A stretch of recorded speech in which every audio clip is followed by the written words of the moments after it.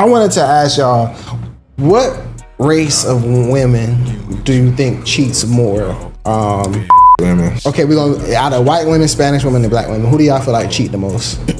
I feel like cheat the most, then women, then I think it's the other way around. I feel like are very loyal to their men. In like relationships, a lot of them, from the ones I've seen, especially from back in the day, their husbands typically have a tight grip on the wife and are like really run the house and like kind of, and the women are under their authority. So I feel like them niggas work a lot too, though. I feel like with women, they wait until they feel like it's justifiable. Majority of them.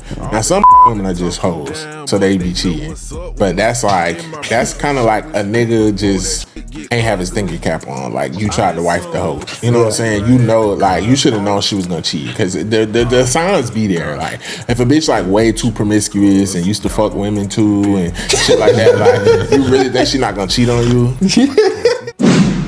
What it is, what it ain't. It's your boy Lil Key V. And it's your man K3. And this is Paid N Bazed. Damn, nigga.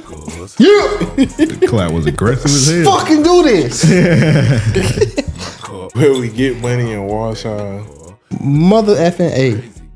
Yeah. I want to say we might as well just start saying ass and he could just put the beep on it. Because at this point we running out of words. Nah, I've been running out. I'm finna start saying all type of shit. I don't know if y'all been noticing, but YouTube been kind of lax with the curse. They been super lax. Yeah. Oh, okay. Yeah, they been super I know lax. at one point they was tripping. Nah, they been kind of lax. Yeah, our shit was getting flat all the time. Yeah.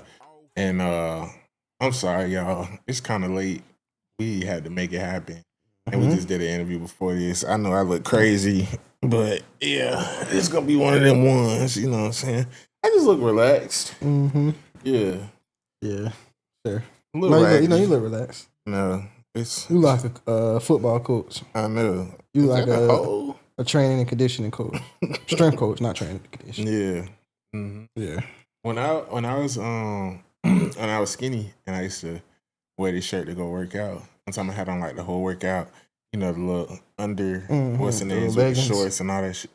Nah, they cuss they call, bro. And yeah, you know, I was what's the name?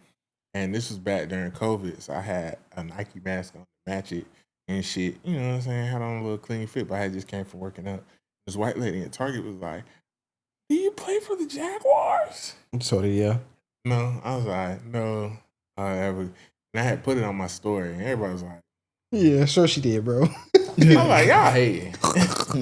I could be a linebacker. Yeah, I want to see like one day we gotta do some content to where we do like some sports shit, like some drills or something. And I just want to see how you. I just want to see how you do.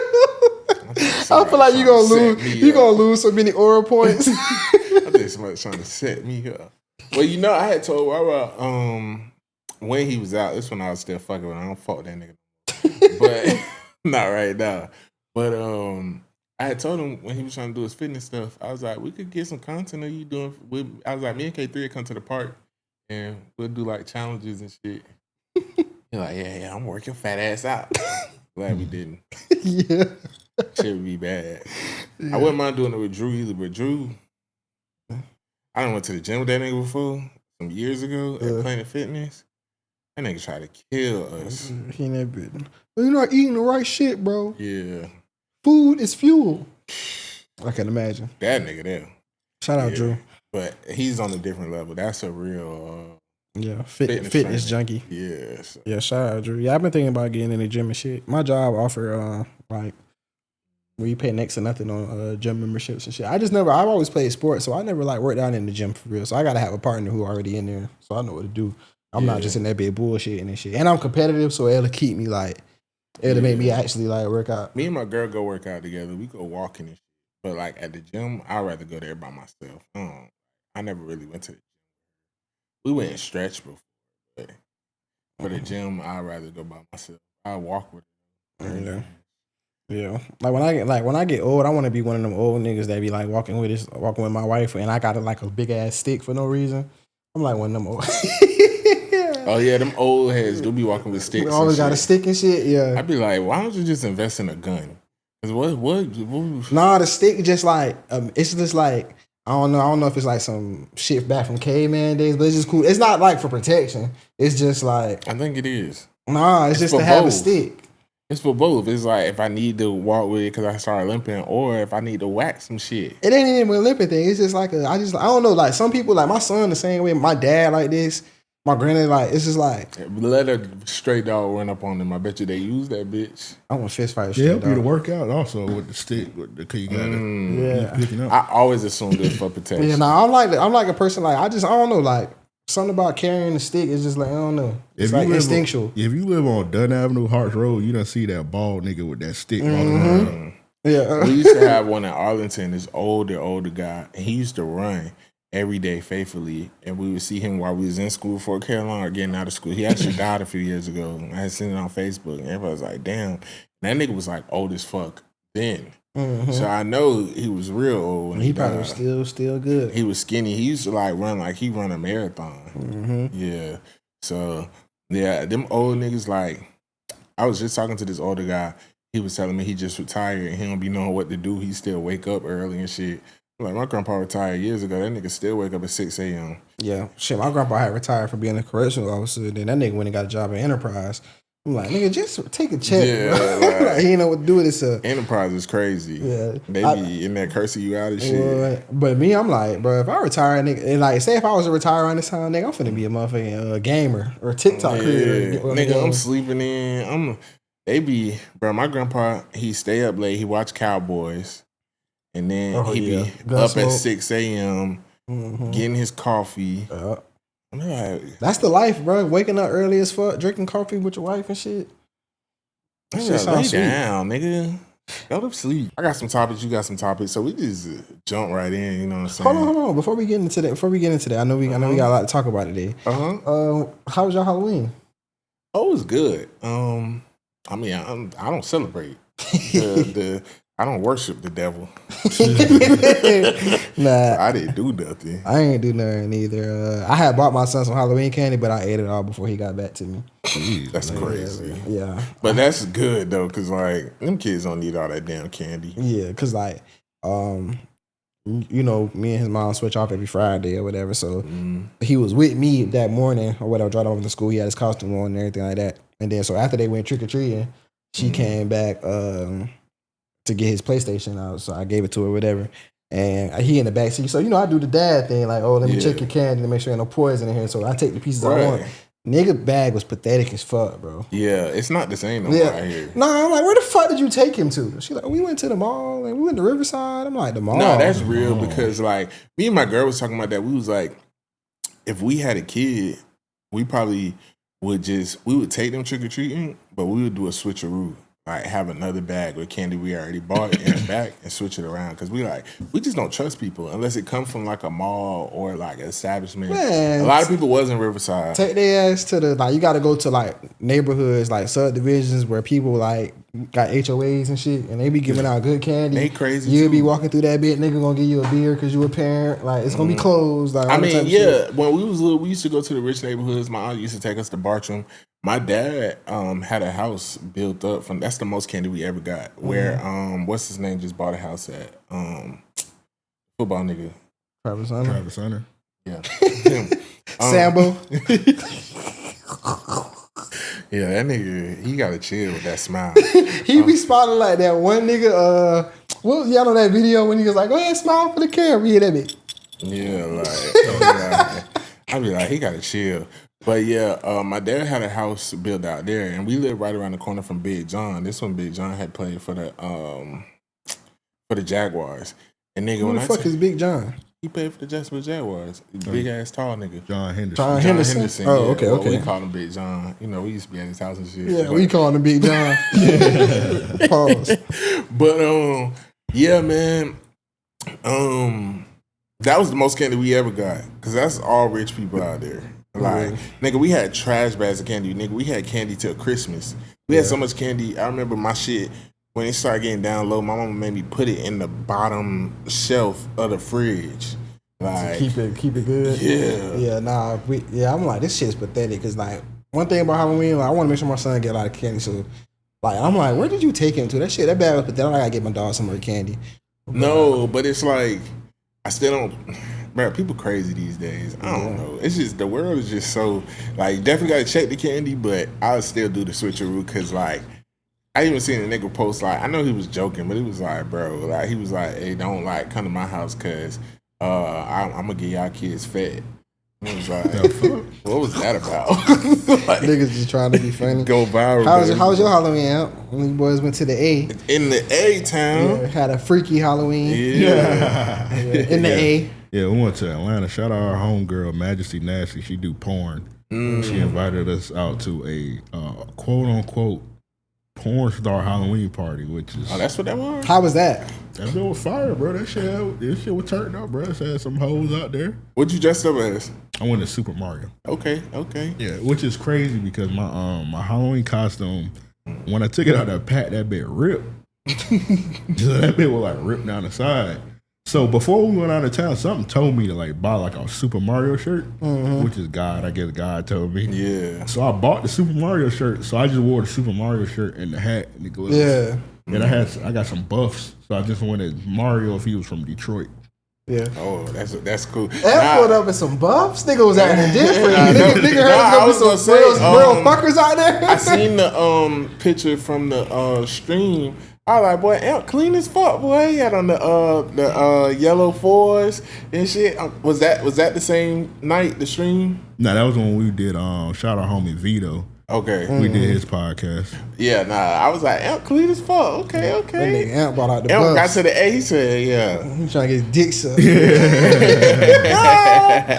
I don't know if you seen, we did a stream. We had brought like one of the porn star bitches. I mean, she ended up being a bitch. Nigga, a porn bitch. we had brought her back to the Airbnb with a homegirl, and we did a stream like cooking and whatnot. So that was a stream. Is that the only thing y'all was doing? What happened after that stream went off? Hey man. Oh yeah, because I know Joe was there.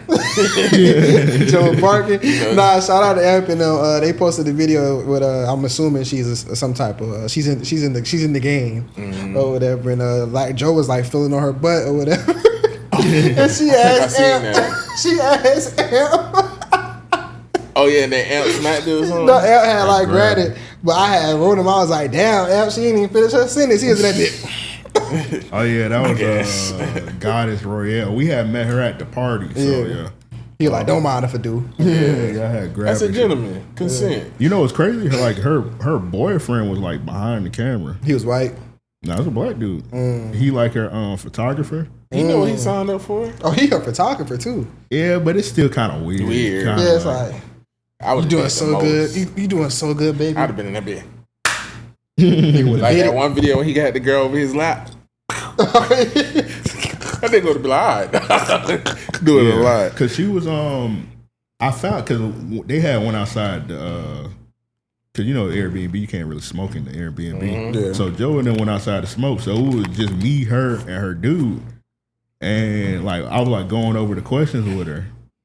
And she was like, yeah, my boyfriend, him right here, he used to be a pastor. Pastors always freaked out. I'm like, what the fuck, nigga? Yeah, nigga used to be a pastor. Now he a photographer, recording her fucking dudes. So me and her started like taking pictures. And when she was taking pictures, she was like kissing all on my cheek and shit.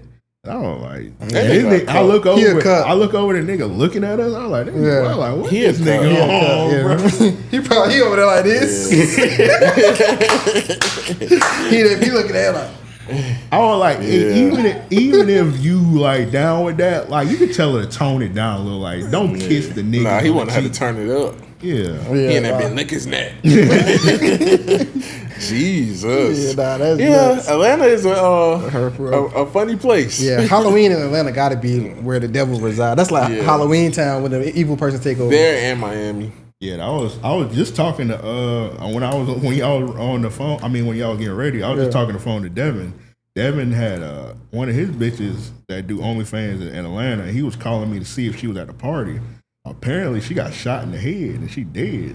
What? Yeah, that been crazy. Come on, bro. No. I didn't expect that. Like, what? I know that was crazy. That was like, way like, he didn't even give us like no look. Bro, I'm talking on the phone. Y'all niggas know Devin, bro. This nigga laughing. I was like, what the fuck wrong with you, nigga? I didn't expect that to go that way. He was asking me was she at the party. Yeah. I was like, bro, nobody got hurt at that. She was at somebody else's party. Oh, yeah, nah. What? Yeah, he just assumed that She was she at a was. snuff party. Yeah, he just assumed because it was an OnlyFans party. He was at the same one. I was like, nah, What nigga. the fuck? That was crazy. She got shot in the head. I didn't That's expect that.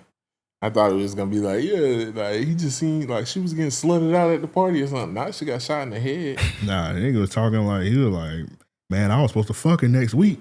I was like, bro, she's dead, dog. Somebody died. I was like, bro, she's not here no more. Yeah, no, that's horrible. Nah, the shit be crazy. Like when OnlyFans stars be dying and like niggas be on there like, yeah, I just reviewed her game footage, like R.I.P. a real one. I be Yeah, like, nah, real shit. That made me go. Jesus Let me go run up the stream one time. Yeah, I gotta stop looking at it after that. Nah, like like what's the one who just died? Like Lena Bina or some shit like that. I'm not sure. Her name was something like that. She just died or whatever, and her shit was straight. Like, and I was like, damn, I just was, you know what I'm saying? Let me go pay homage. Oh, I know what you're talking about. I it seen a always couple feel of a her little shit. weird. Yeah. Like I told y'all that shit. I never knew that shit like until somebody posted it. Like a white person that George Floyd shit. I was like, this nigga was doing porn. Oh yeah, like that was one of my favorite scenes. Because of the girl, I used to watch a lot of her shit, and she had like that was the one that was accessible or whatever. But yeah, so when he died, I mean that bit like Leo DiCaprio, that bit. I know that dick. That's fucking sick. I'm like, that's what's the name? Yeah. I'm like, nah. No, that was crazy. Like that was a crazy like just. I was like, what the fuck? Because I'm thinking of him like as his martyr and shit. And you know, more things start coming out. I'm like, it don't, okay, if you had a drug problem, that don't got nothing to do with it. Then I seen the porn, I was like, oh, all right. Now, this is getting a little out of hand. I can't remember that girl name. Kimberly Brinks, I think her name was. You know, I got a good memory. Yeah, but I think I actually just seen this story of this porn star crying, saying like she's been trying to get all her content from however many years ago erased off the internet because her son has been seeing it and she changed her life around and stuff. And people was just like, I mean, you have to be careful what digital footprint you leave because we're just not in that day and age where when it's a wrap, it's a wrap. Yeah, so, that shit. Yeah, no, I be thinking about that all the time. And I don't know, like when it comes to these like Amp said, porn bitches. When it comes to these porn bitches, bro, it's like, can you actually have a normal life after that shit? Or would you like wife up a former porn star? I mean, me personally, no. You know, I'm not. I can't do it. But but you don't really have no fave, like so, like I feel like from way back in the day, if we talking about like VHS, like shit, you're not gonna really find on the internet. Not saying it can't be put on the internet, but it's less likely. It's like, oh, okay. And some shit like you know, you want on there getting no trains ran, you ain't do no ghetto gaggers and no shit like that, like. Right? But I mean, it's still because let's be real. If we being technical, most women, like everybody done did a little porn before, but it's just amateur. It's just on phones. It's possibly a nigga who still got a lot of y'all bitches videos of y'all bitches either sucking their dick or hitting them. You know what I'm saying? It just is what it is. So if that get leaked, that's not gonna make you leave a bitch. You're gonna be like, okay, y'all was fucking. Maybe. It depends what it is. But I'm just saying, like, you know what I'm saying? But, you know, girls always claim, like, yeah, it's my first time doing it. Yeah, sure. Yeah, but nah, shout out to Michelle Tucker. It's a crazy pool. If y'all know. I follow her on Instagram, and I be trying to shoot, but she didn't change. She didn't erase up that whole existence. But yeah, shout out to Michelle Tucker. I ain't gonna lie, like niggas done definitely, you know, went that flat before. Well, I was thinking about doing some content. Like during that OnlyFans, for real. During the pandemic. Me and shout out one of my old teens or whatever. We used to have like had some really good videos or whatever. And, she was trying to do that shit. Like she was like, oh, I'm finna like you okay if I upload this? And I'm like, yeah, go ahead. or whatever. No, But I think they had ended up changing the rules or something on it or whatever. That's back when you used to like could just upload on Pornhub, but then you can't do that no more because I guess it was like a lot of like underage shit. My problem is this was like when I had lost weight too. You know what I'm saying? So I'm talking about I was really killing some shit. I used to be standing up in the bed, nigga. Like how them niggas be like, I'm talking about one leg up, one leg on frontal. Like I used to be doing some wild shit. Like, is this even enjoyable? Like, hey, relax. I used to really be standing up in that shit. He said this even. I had some crazy videos, and I'm like, bro, this shit would like go wild. But see, my problem is I got too many distinctive tattoos. I got a tattoo on my stomach. I got a tattoo above my knees. Like, I'm like, I wouldn't want this to come back on me. Yeah, I don't think it's as bad for men as it is for women and shit. As far as like being able to live a normal life. Speaking of that too, I just recently I seen people on Twitter talking about the nigga from Empire. Something wrong with them Empire niggas. The young brother, Hakeem. Yeah, he done went crazy and shit. Yeah, they got this nigga doing gay porn and shit. Like, he's gone. He's out of there. Like, cause somebody was like, oh, like, they quoted something from his page, like, don't look at his page. You tell me not to look, I'm gonna look. Yeah, exactly. I was like, oh, no. Yeah. How you felt about it, though? Nigga, I ain't get too far. What you mean? I tried to get you. Six eye. Chill. No, first thing, like, this nigga, like, was spreading his ass. I was like, oh, no. Yeah, I seen that. I seen the same thing. They were like, yeah, I look. Bro had a cheek spread. That should be like a jump scare. You got that's all I needed to see. So when I went through the replies, that's when I learned, like, because at first I was like, okay, maybe he on some like 4 from Black Ink shit, like still fucking hoes, but doing like little weird shit. But when I was going through the replies, they was like, no, like he's like fucking niggas and porn stars, like gay porn stars is taking advantage of him, and you could tell like he's clearly out. No, he been tweaking out for like years now. I'm like, yeah, he been tweaking out for years. Lee Daniels. Nah, I ain't gonna put it on Lee Daniels. Let me chill. But no, that porn shit is wild. I ain't gonna lie. I don't know. I probably did porn back in the day. Nah, them niggas want to get money back then. I seen like it's a chick. I hope she ain't gonna see this. OnlyFans really changed the game. But it's a chick that had ended up following me one time. I just had told Imp about her. I'm like, you know this chick or whatever. She got like 100K followers. She just followed like plus like 300K followers, something crazy. And she ended up following me one day or whatever. And I was seeing her content. I'm like, you ever seen her before? Like, she had like, you know, big titties and everything like that. He's like, no, I'm like, she from here or she live here or whatever. And one day I'm on Baddie Hub and I like, cause I was gonna invite her on the pod to, you know, get some, you know, do some content or whatever, or kind of talk about that lifestyle or whatever. And I'm on Baddie Hub one day, and I see her on that big, got a Gucci third leg scene.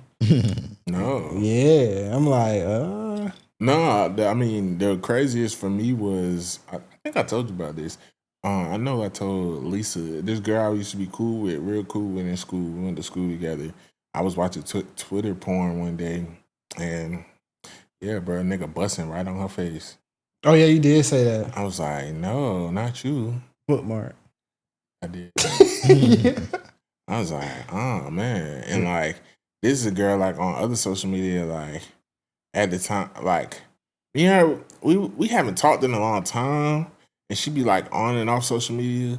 But like, I knew she was pregnant at the time. You know, you be posting up with your baby daddy. So I'm like, maybe her and her baby daddy do this. Like, I don't know.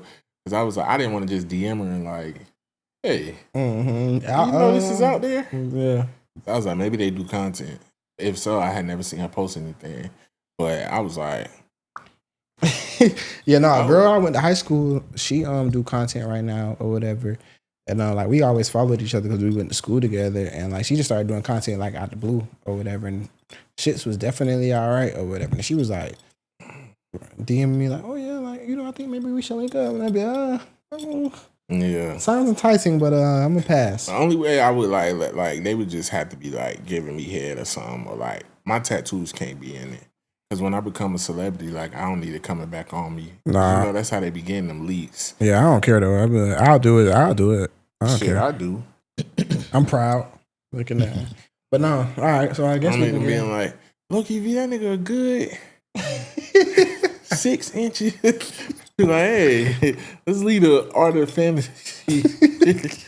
Yeah, let's get into these topics. The first one I had was let's talk about the Michael Jackson biopic.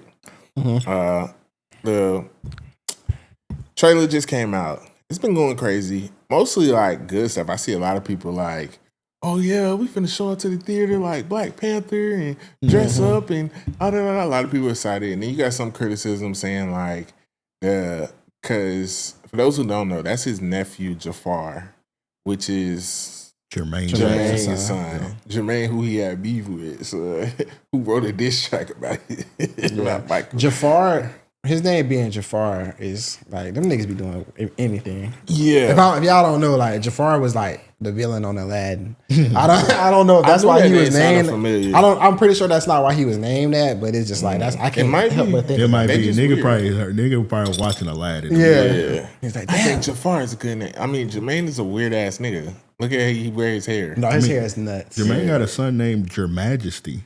Oh yeah, that's crazy. He a nigga for real. That's a nigga from Gary for you. Yeah. Well, I like the name Majesty, but Your Majesty is crazy. I had watched Jermaine on Wife Swap a few years ago, and like that nigga got a white wife. Like, she catered to him, do everything. That nigga's a weirdo. But how did y'all feel about the trailer? I feel like it didn't really show much. I did recognize that they got Nathan from Insecure playing Quincy Jones. I didn't see that. I didn't notice that. Yeah, like I noticed it. Like I was looking at him, but the voice always give it away because he talked like I don't know. He kind of I don't know. It's a certain way he talked that always annoyed me on Insecure. And as soon as I heard I see why I would like. But if you think about always like chunky. No. If you think about young Quincy though, like it kind of make sense, but they kind of had to change some of his features. And I'm pretty sure they gave him like brown contacts or something because that nigga got like green eyes or something. Right. But no, I think the nigga captures like that innocence. He had that guy. That's actually his nephew, but he got that innocent like kind of look that Mike had or whatever.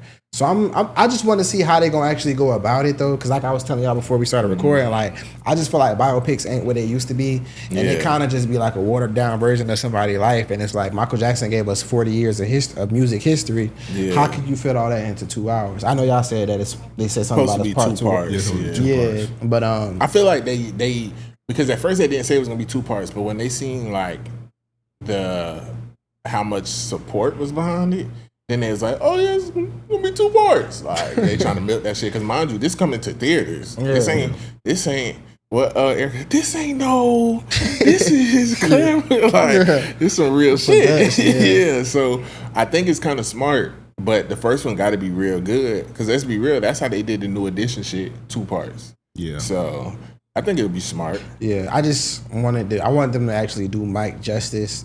But it's like you can't do a Mike movie and not talk about all the shit that come with Mike. Yeah. You know what I'm saying? Like, so I don't know. I feel like they gotta hit on that. That might be the second part because you notice in the trailer it wasn't white Michael Jackson. Yeah, I ain't see white Mike. So maybe white Mike is the second one. They said original cut of the movie that they show in the part 1, they said the original cut is like 4 hours. Okay. But they said they trimmed it down to like an hour and I think like 2 hours or something like that.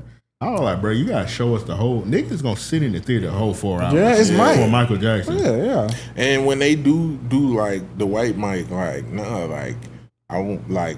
The nose was crazy, so like don't come playing and trying to like no, that shit need to be like shaved off. Exactly. Yeah, because I was just looking at some clips and I really forgot how crazy like he went with the plastic surgery, and like I think like people always like, oh, he had vitiligo and y'all don't know what he was going through and something. It's like, yeah, but there was some weirdness in there too, like with all that plastic surgery. No, for sure. Even the wigs, everything.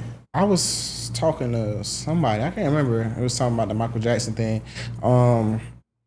Cause they talk about like, okay, like the pedophilia and shit like that, where they gonna get into that. And you know, I feel like a lot of people don't know that Mike was never found guilty of none of that shit, Right. or whatever. And like, you know, the FBI raided his home and all that shit. They never found no evidence of anything, and everything was always questionable. But at the same time, Michael was a weird person. You know what I'm saying? I was gonna say I don't just from the things that I seen, the documentaries I seen, like a lot of the kids saying they worked courts to say stuff, and it seemed like it was a lot of money grabs. I don't necessarily think he was a pedo, but I definitely think he was a weirdo. Yeah, he was a weirdo. He had an infatuation with kids. Yeah, because he never grew up. You know what I'm saying? Like he had like something that happened in his childhood or how he grew up. And then we gotta understand, bro. Like I feel like people these days don't understand. I feel like celebrities now are really coddled. You know what I'm saying? But before, celebrities were not treated like real people, bro. Like Michael having vitiligo, like he would have been scrutinized so bad in public that he like went extreme with the shit. Yeah. Like, that's how bad shit was with that shit. And I just feel like when it comes to, I feel like all that shit had to play take a psychological toll on him. And like, yeah, like he behaved like a child, and you a grown ass man. So no, bro, you can't have sleepovers with like with kids, and you a grown man, and y'all all sharing the pallet and shit. Like you kind of got a house dedicated to kids. Yeah, like because you. What was that shit called? Neverland.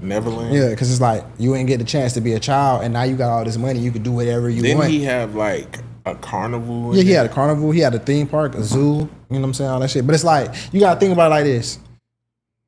You rich as hell, you know what I'm saying? Anything you ever wanted or whatever.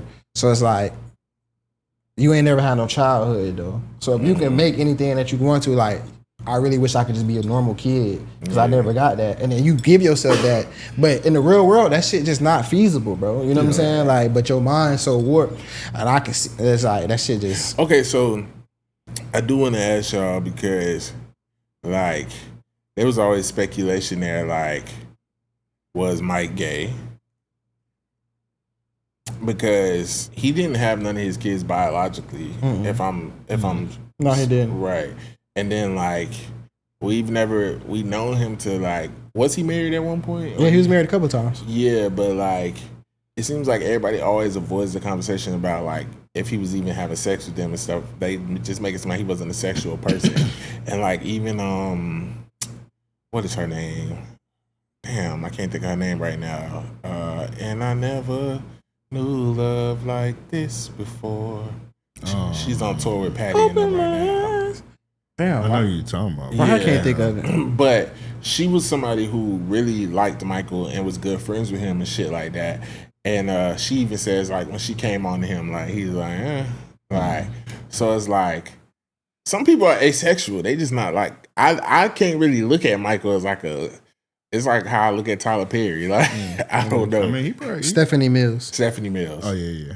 So like, do y'all feel like he was maybe gay and he couldn't live in his truth, or do y'all feel like I don't think he was gay. I just think he was just like damaged so much that he probably Michael Jackson probably knocking some shit down. Yeah, that's how I kind of feel too. Like, and then you know the videos that end up coming later, like when he like in the car, he like look at the titties, and calling them fish and shit. Like, oh yeah, I like that one right there. Like, so he clearly wasn't gay. I don't know. Like, he was just weird, bro. Yeah, Michael used to let the nigga come out sometime. Yeah, but y'all they been also seeing the lore about like his real voice. Yeah, that's be hilarious. Yeah, but you know they also said that it's a conspiracy theory. You know, it's a lot of conspiracy theories around Michael Jackson. One of them, which is extreme, was that he was castrated. Yeah, that's crazy. Yeah, but it's another word that they use. But basically, he was castrated, and that's how he was able to maintain that pitch that he had and that tone. Yeah, but then it kind of when you see somebody go as far with that with plastic surgery. It makes you think like how far would they go? Because clearly the insecurities lie. I understand he had the shit with the Pepsi thing and he got burnt and all that, but a lot of that cosmetic surgery was not as necessary, like the skin bleaching, the nose shit. And Stephanie Mills was recently on the Breakfast Club, and her and Patty opened up about Patty had got a nose job because Stephanie Mills got a nose job and told her about it back in the day. And they was like, back in the day, like it was hard to get gigs or really get in there with like a, a black feature nose or whatever. And Stephanie Mills was like, yeah, and I had learned about it through Michael. So it was like, that's it's just like what we seeing now. All these rap girls, as soon as they blow up, they go get a BBL. Like, it's a lot of pressure on you in that industry. With security and stuff, but I don't know. I think I want to see the movie. I hope they actually do be honest and show the things, and I hope they show this too. When he did like that with the baby, look at him. That I remember that being like one of the biggest things. Yeah. Like when he hung that fucking baby over the balcony and shit. I was like, this nigga's tripping. But it's like I don't know, bro. I feel like Mike couldn't win for losing, bro. Like they kind of like made a spectacle of the nigga. Like it was like Whitney Houston too. Mike was just different, bro. Like the way niggas like I couldn't imagine. It's a shocker that Mike ain't kill himself, bro. That's probably why he just like was on drugs and shit and like you know what I'm saying on his perk vibes. But like Mike had bad rep, bro. Yeah. You know what I'm saying? Like it was almost like embarrassing to like say that you was a real Michael Jackson fan at one point. Yeah. Because of how everybody talked about him. And it's like the media back then was super tabloidy and all type of shit, right? So yeah, it's crazy. But apparently they say he had lupus too. Yeah, I just seen that. They say all type of stuff. It's a lot of conspiracies there. I remember when he died, I felt like I killed him. Cause I'll never forget, it was after school, it was at my grandma's house. Me and my cousin, daddy was watching like 106 in Park or something. And like, dun, dun, dun, dun, the news just popped on. It was like, breaking news, Michael Jackson rushed to the hospital from having a possible heart attack from his California home, whatever.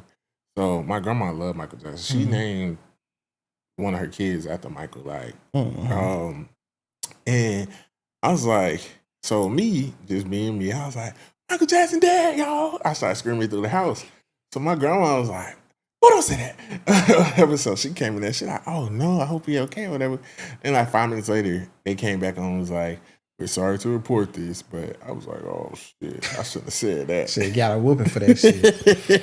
Yeah, no, I remember that shit. Like that shit was tough. Like niggas went and play that Michael Jackson immediately. Like, but yeah, no. The media back then, like between Michael Jackson, Whitney Houston, and Britney Spears, like that shit was like different. Like because it wasn't really no social media, so every time they would pop out, paparazzi would like swarm them like crazy. Whereas now it's like, yeah, the tabloids still be ruthless, but it's a little bit more caution there because now like that tabloids can get sued. Like them shits that be like them magazines with fake stories that like when you used to be in a line and at the stores and shit, like people would believe that shit. Right. Like and now it just be like you don't even pay that shit no mind. It'd be like is Donald Trump an alien? Like it'd be like all right, bro. Yeah. But nowadays it's like you can get sued. You know, people like Cardi B kind of changed that with the suing Natasha K and like the Shade Room can't post her and shit. Yeah. Like it's just a little different now. I think the average population is just way more media literate. And we understand that. I think once news started to become direct to consumer and people wasn't just force fed shit, like we didn't just believe any and everything. Yeah. Like think about all the urban legends about shit growing up that like was not true, but a lot of people just believed. Yeah. Like just because motherfucker told you that. Yeah. Like shit was just spread. So I don't know. We're gonna have to see the biopic. It looks good so far, and as far as the casting, I think they did good by using his nephew. I heard him sing in a few clips. I seen him dance. He seemed like he got it down pat. And he do look like younger Michael. The nose is a little different, but it's still bigger than a motherfucker. And that's a prosthetic. His actual nose is actual nose is like like Michael in the 80s. Oh. Yeah, like Thriller Mike. Oh. Yeah, he got one of them type of noses. Yeah, because they whole family be doing plastic surgery and shit. Yeah. So no, I just hope that they give us more, you know what I'm saying? Like, cause we already know a lot about Mike, like, but I want like them to really give us more. We already know how he felt, his perspective. Yeah, because we already know about like we already know about Joe whooping their ass and shit. Like we know about that, and we know about Joe cheating and stuff. Like, let's really do this one off just mic. You know what I'm saying? Like, and you know, and like I said, he got some big shoes to fill because Flex. Flex did his shit. Stand. Shout out to Flex Washington, yeah. Yeah, Flex is a big one. Yeah, Whoever casted Flex, y'all fucked up for that. Mike should have shut that shit down. Yeah, that's how bad shit was when Mike. They let Flex Washington play him like in a Lifetime movie type shit. Yeah, no, that was crazy. What topic you got? Yeah, because I got some shit. I got some shit. We 40 minutes in. Let's see. All right. So I feel like this one we could just get out of the way. Have y'all been seeing the keeping the homeless videos? No. So it's like niggas pull up on a street or a bar. Oh yeah, and giving out liquor and shit. Just give them niggas like liquor and cigarettes and shit. Ignorant. That's ignorant. Like dog, like certain. So I've been like kind of doom scrolling a little bit lately, and like especially like I done got on like I'm really be on TikTok now. Yeah, and it's like my favorite shit is like the rage baiting videos. That shit be funny. And like, but them keeping the homeless videos. That's what I was just finna go to. Them niggas, look, they be fighting them in that shit. Like that shit's so crazy. Look at the top thing is always ain't there. Hold on. I dead ass was doing it. Apple Pay prank. No, that shit, bro. That shit be hilarious. Look at that bitch.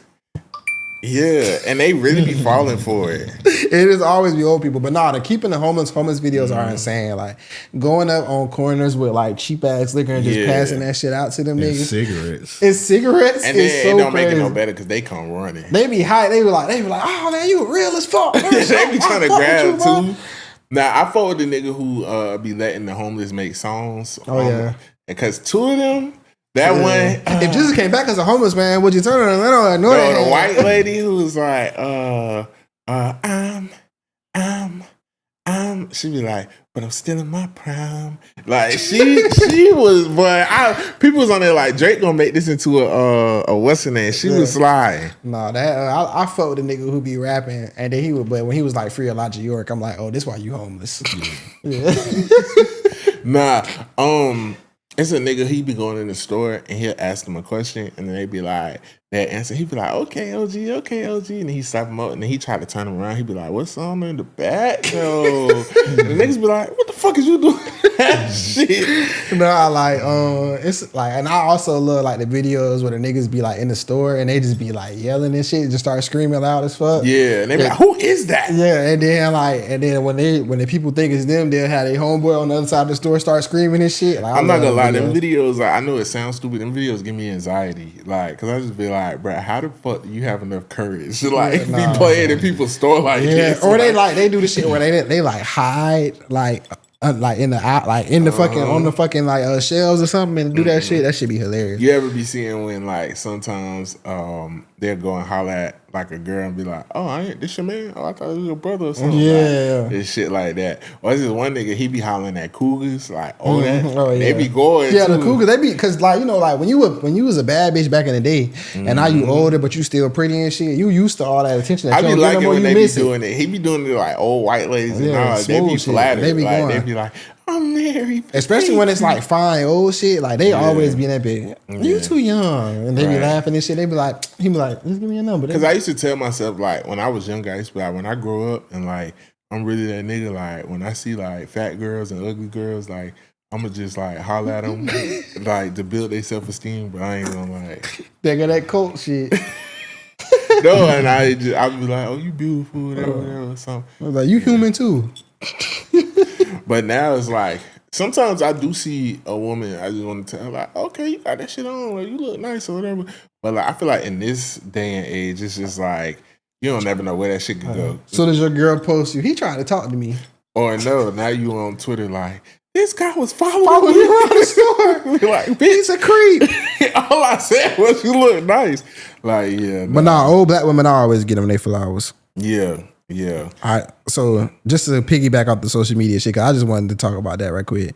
But back to more trolling, bro. Okay, so before it had a name, I had wrote this topic down just to talk about, and I said like I was calling it the Charlie Kirk George Floydication, but they actually gave it a name now, and it's called the Kirkify some shit. Have y'all been seeing that? I seen a whole bunch of people for Halloween dressed up as the nigga and people was mad. No, bro. Like they are like, cause I don't know if you ever noticed, but like the racist side of Twitter has this crazy infatuation with George Floyd. Like they be making him like they like we're gonna have robots and they like George Droid and all type of shit. But like now with Charlie Kirk, they've been doing it and they've been putting his face on everything, bro. Oh, I did see a page like that. Yeah, like like I sent y'all that meme last night when they had like Charlie Kirk on the they had his face on the Guna side nigga or whatever. But I got a whole bunch of like, so pretty much it's not the racists that's doing it, it's the other side. It's just everybody. I know the racists ain't doing it because they love him and shit, but it's just everybody. And speaking of that, before you get into it, I've been hearing his wife been like getting close with the vice president. With JD Vance. Yeah. And they thinking like she's sleeping with him. It's probably most likely. Most likely. You know how white women is. That's one of my topics too. But like bro, they put his face on everything. Remember this classic video? Yeah, when the nigga was going fast. What the fuck? You remember this out? Yeah, that's funny. But I got so many of these shits, bro. I just want to show y'all some of these shit. I seen somebody, they put his face on, you know, y'all listen to Salt Baby. Bro, that's what I was finna say. Yeah, right there. They put his face on the cover, bro. Bro, like, I'm like, bro, the internet is crazy. No, it's been a lot of, You went live and said you whoop niggas. You don't whoop niggas. You went live and said niggas know how you get down. Nobody know how you... the internet is on wild shit right now. Like even on Twitter, I'm getting tired of that. Oh, I should don't check their bio. Oh yeah. Like what is that about? It don't be shit. Nah, they just be doing that shit, bro. Yeah. Like they got him on Chief Keef, put his on Chief Keef cover. He just on everything, bro. I got so many of these saved, like the Rakai dance. It's so funny because I definitely was like before I came, I was too busy, but I was going like Kirkify a picture of me and you. Don't put that cracker over you. Yeah. But that's what they get though. The way they did George Floyd, they like made George Floyd. So the white people getting mad at that shit. Yeah, well, I don't know because I ain't been seeing reactions. I seen a lot of like Trump supporters reposting, like, oh yeah, let's like trying to dox people for dressing up as like him shot. Like for Halloween, a lot of people, they mad. Yeah, they mad, but it's like this is retaliation because they did it with George Floyd. Like, yeah, no, that Charlie Kirk shit. That's a sad way to go out, and then like your wife already being a hoe. Damn, that's how sad case. Sad. Well, while we on social media, just y'all tell me if I'm a hater. Mm-hmm. So y'all know, like every year, y'all familiar with Jamal and Wanda for Thanksgiving? The one nigga with the dreads from Thanksgiving. Oh yeah, with the white family. Yeah, with the white family, and they've been doing it for years. Like, is it just me or is it just like give it up? Like it's been years. It's been like 10 years. Like I'm tired of seeing it. It always makes me weird. I feel like they fucking or something. No, I don't know. I feel like I even like see it in her face. Like, oh, another year. Like she. God damn. I think it jumped the shark once the husband died. Yeah. And I feel like the husband died. What did he die like 6 years ago? Yeah. Yeah. Once he died, it kind of like now it's like a pity thing. Like, yeah. Oh, we have. It's like we have to do it. She don't have nobody. Like, it's like what are y'all doing? Yeah, I started noticing like maybe like 2 Thanksgivings ago, people was like, all right, bro, we don't give a fuck no more. Yeah, like we don't care, bro. I seen they just got a sponsorship with like one of the canned food places or whatever. I was just like. They were supposed to have a Netflix movie, but that bit never came out. A movie about that is crazy. It's like, and then I went to his Twitter this time, and it's like he hasn't tweeted since last Thanksgiving, and I'm like, so this is your life, like you just revolve around this. Nigga be hibernating until Thanksgiving. Yeah, like you like so they like to Thanksgiving what Mariah is to Christmas, like. Yeah. But I'm a low key sick of it, and I feel like. Over these past 10 years, like the things that's been going on in the world should have been split them up. Yeah. I'm gonna make a prediction. So since the last 2 years, like niggas is like, all right, bro, we kind of over it. I don't know if y'all been seeing it this year. Of course, they getting rid of like all Snap and all that shit, and people low key want to boycott Thanksgiving. Yeah, I think they gonna pop out with that picture, and they gonna be like, all right, fuck nigga, read the room. Well, like they did pop out with it. That's why they getting sponsored. And I was looking through the replies, and people was like, oh, I was just like, why y'all egging this on? Nah, I think once it gotta hit the timeline. Wanda, where were you on January 6th? That's what I was. She was asleep till Thanksgiving too. Both of them not even alive. Y'all know how I feel about that motherfucking interracial shit. Like, let me chill. Yeah, once that bit hit the timeline, and it's gonna be some niggas that's sitting on Thanksgiving, it's gonna go, hungry that they can't eat. Right, they gonna take their shit out on them niggas. Right. I don't know. It's a little irritating. I don't know. I just feel like they've been dragging it for too long. But shout out to them. And speaking of the Snap shit, I did want to speak on that too. Basically, I want to go more in depth for those who don't understand. And I know like politics is something that you went to school for and stuff. So like for those who don't understand, can you give us more? What the fuck? That is nothing to dance on. Try to hit the Rakai dance. For those who don't understand, like, why does a government shutdown, why do benefits get cut off during a government shutdown? Shit, I don't know. And what causes a government shutdown? Nigga, you know. I don't know. Well, okay, I know what causes a government shutdown. It's because when they can't decide on the voting of a bill, right? It depends. Like, I guess in this situation, they trying to figure out how to allocate certain funds, and they kind of got to agree to certain shit. So they stop a lot of the motion that's going on. Like right now, what I can say is, because I don't really know everything that goes into a government shutdown. But what I can say is, like, shit like SNAP has never been affected by the government shutdown. There's certain things that they don't allow to be affected. Right.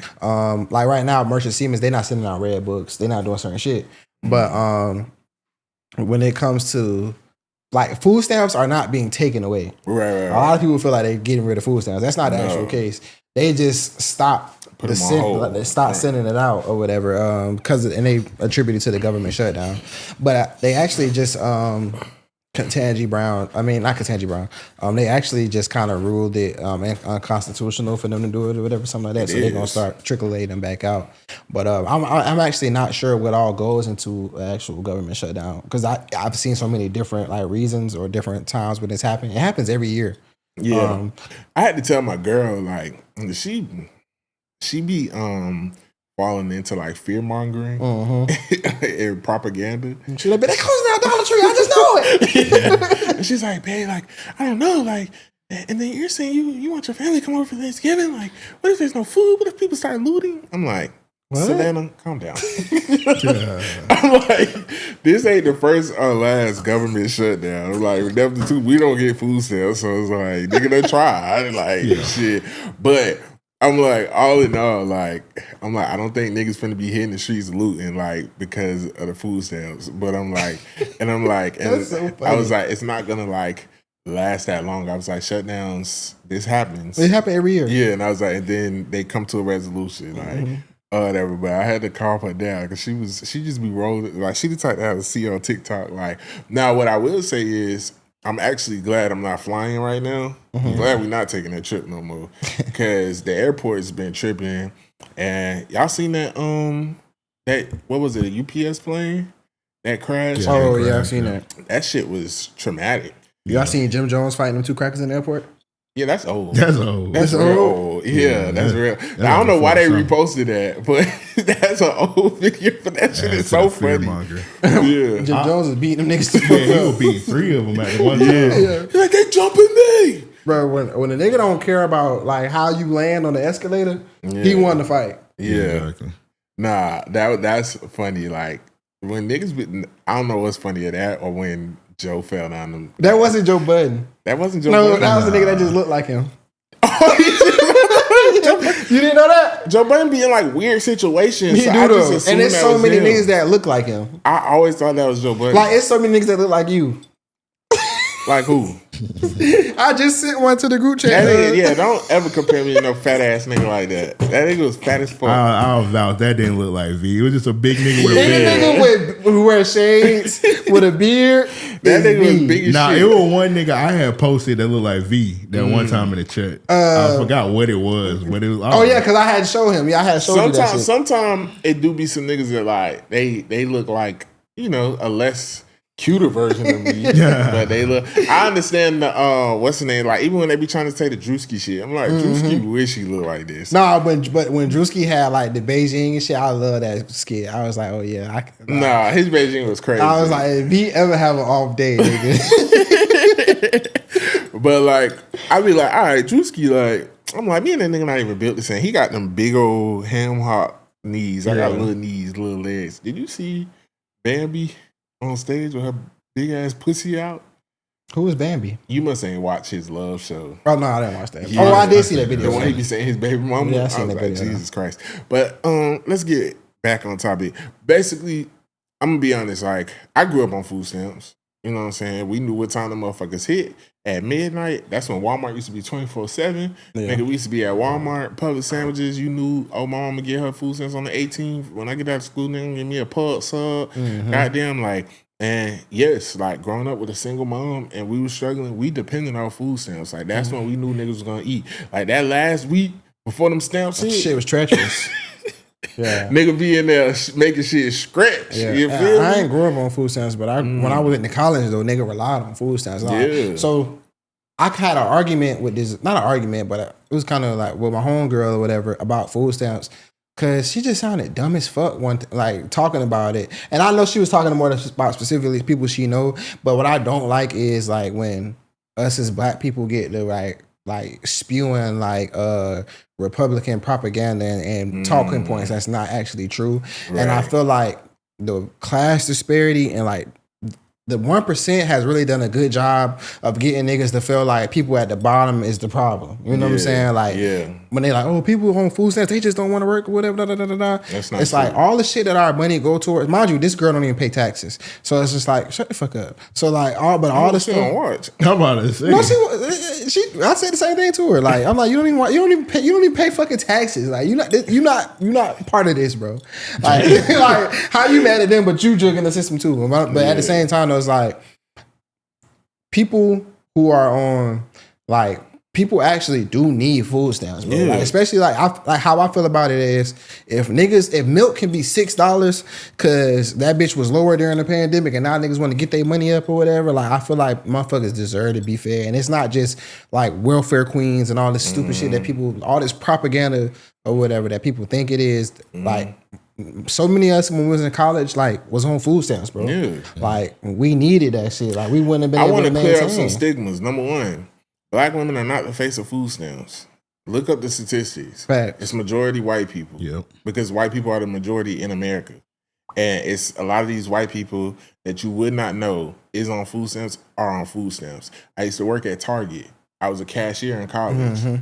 A lot of them use Wiccan food stamps. Yeah. And I'm talking about the soccer moms who hop out and you would never know. Yeah, that shit is important. You know what I'm saying? So stop making black women the face of food stamps just because we all know, you know, people in the ghetto who use food stamps. Black people have been the face of all the programs when it's not true, like welfare queens and shit. Like they'll take one instance of somebody abusing the situation and make us the face of it. And that shit Number two, in a country where this is the land of the free and we know that the majority are the working class or are below the poverty line, and it's only 1% of the rich. Yes, it is the government's job to make sure that its citizens are okay and well off and distribute the wealth. It should be evenly, but of course it's never going to be that. Yeah, because we live in a capitalist society. But we are supposed to help our people. That's the point of the government. That's the point of paying taxes. That is literally how the world started. Trading and bartering. And then now we go into, I guess you could call it capitalism, which is like, it kind of, that's why it is the way it is. Yeah, and that's what I was basically telling her. I'm like, we live in a capitalist society. So as long as you're able to make as ever money that you can make, like in order for capitalism to work, people have to benefit off the exploitation of others because it can't be like everybody can't be the boss. Can't be a boss. Right. So the money that's being paid or the money that we like, that money should be distributed to those at the bottom because these people at the top are only able to get there if they exploit these type of people. If everybody's a boss, who's gonna work for these businesses? Yeah. Who's gonna keep the world going? You know what I'm saying? Yeah. Like I feel like motherfuckers been tricked to point the finger at the people at the bottom as opposed to the motherfuckers who at the top who abuse systems way more than anybody like that at the bottom does. Like that's just the facts of the matter. Like you got billionaires who don't pay taxes, like don't pay less than somebody who make $50,000 a year paying more than a billionaire in taxes. Exactly. It's crazy. That money that's being distributed should actually be going into programs that's helping people with like SNAP instead of our money going to wars or going to fund certain shit. Like it should be here. Like and like what is wrong with having empathy and knowing that okay, if I have to be taxed, I would rather know that my money is going towards feeding a family in need versus going towards a war or these fucking streets that they constructing every it usually day. Like, but that shit literally don't hurt nobody. Like even if somebody is abusing the system, it's not hurting anybody. They're not taking more out of your check. So somebody can eat crab legs. All that shit is because let's be real, you don't really know where your shit is going. All that shit is just to point the finger at people when they keep us like when people are fighting for scraps or looking at the scraps, they're not like thinking about all the excess that's going on their side. So that's literally what all this shit is about. That's why the SNAP shit is even a conversation. And people are like, oh, food stamps going away. That's why these motherfuckers making AI videos of like black women like screaming about food stamps and all this shit. This shit literally just to keep motherfuckers like not focused on the shit that's actually going on. And if you look at like some of these food pantries in these rural towns, a lot of white people who's out there getting shit. And lastly, what I also want to say too is somebody who, I thank God for every place that he's put me in life. So for somebody, me as a child to now, I have experienced every tax bracket.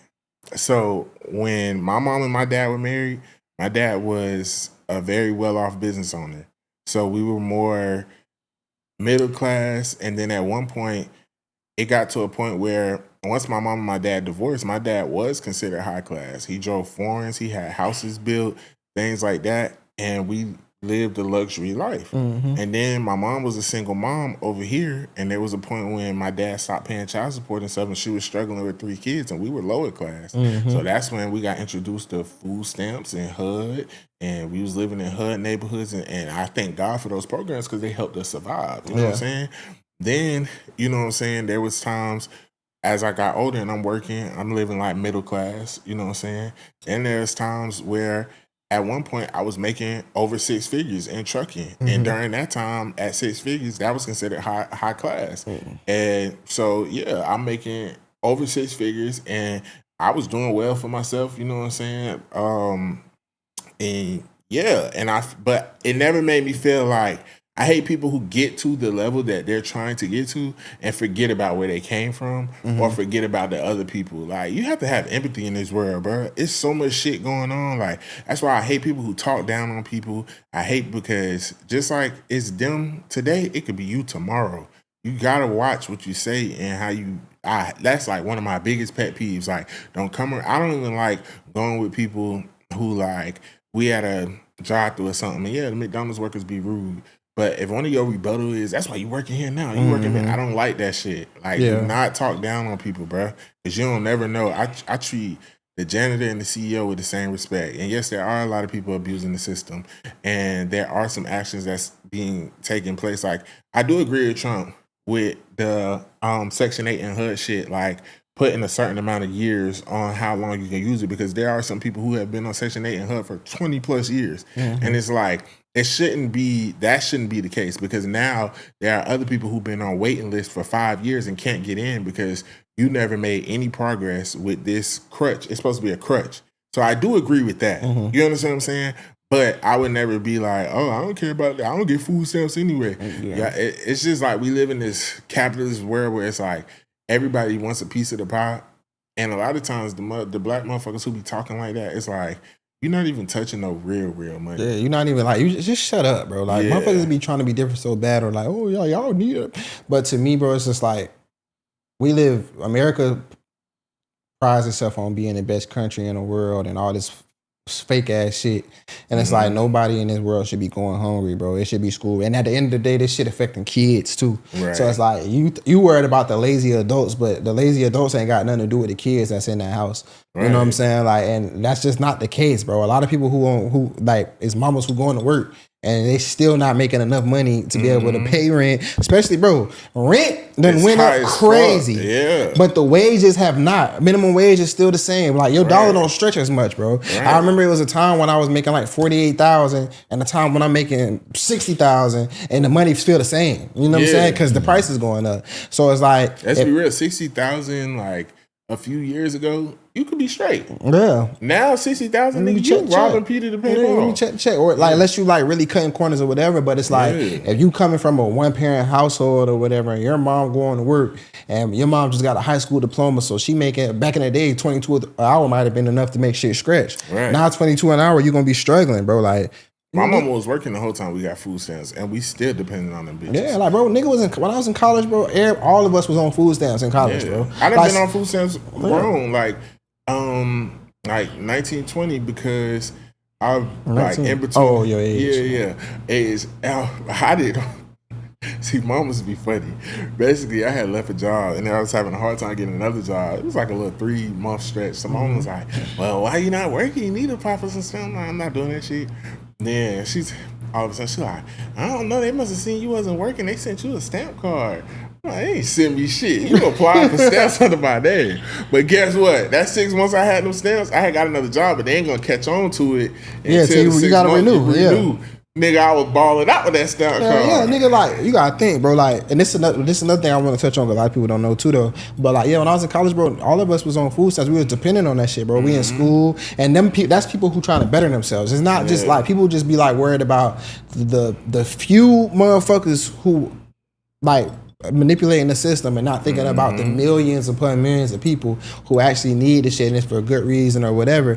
But like, bro, I was in college, and then, you know, when I was in college, I had my son or whatever, so we was getting stamps, bro. But I think that a lot of people don't also know that, like, how these programs are also used to kind of in a little icky type of way, because we could be in the same predicament, and me and my baby mom can get stamps, but if, like, say if we break up or some shit, like, now you put on child support. I gotta be on child support to be able to get food stamps. For Yeah. either one of us, like, we can't get it unless we, you know what I'm saying? Like, and when you think about shit like that, it's like, okay, what is that really for? But if you know, you know what I'm saying? Like, how all this shit kind of started with our community specifically. So it's like, it's crazy how they target us, and at the same, it's just a wicked even system. like the development of like HUD and Section 8, like the first rule was like that you wouldn't qualify for it if the dad was in the home.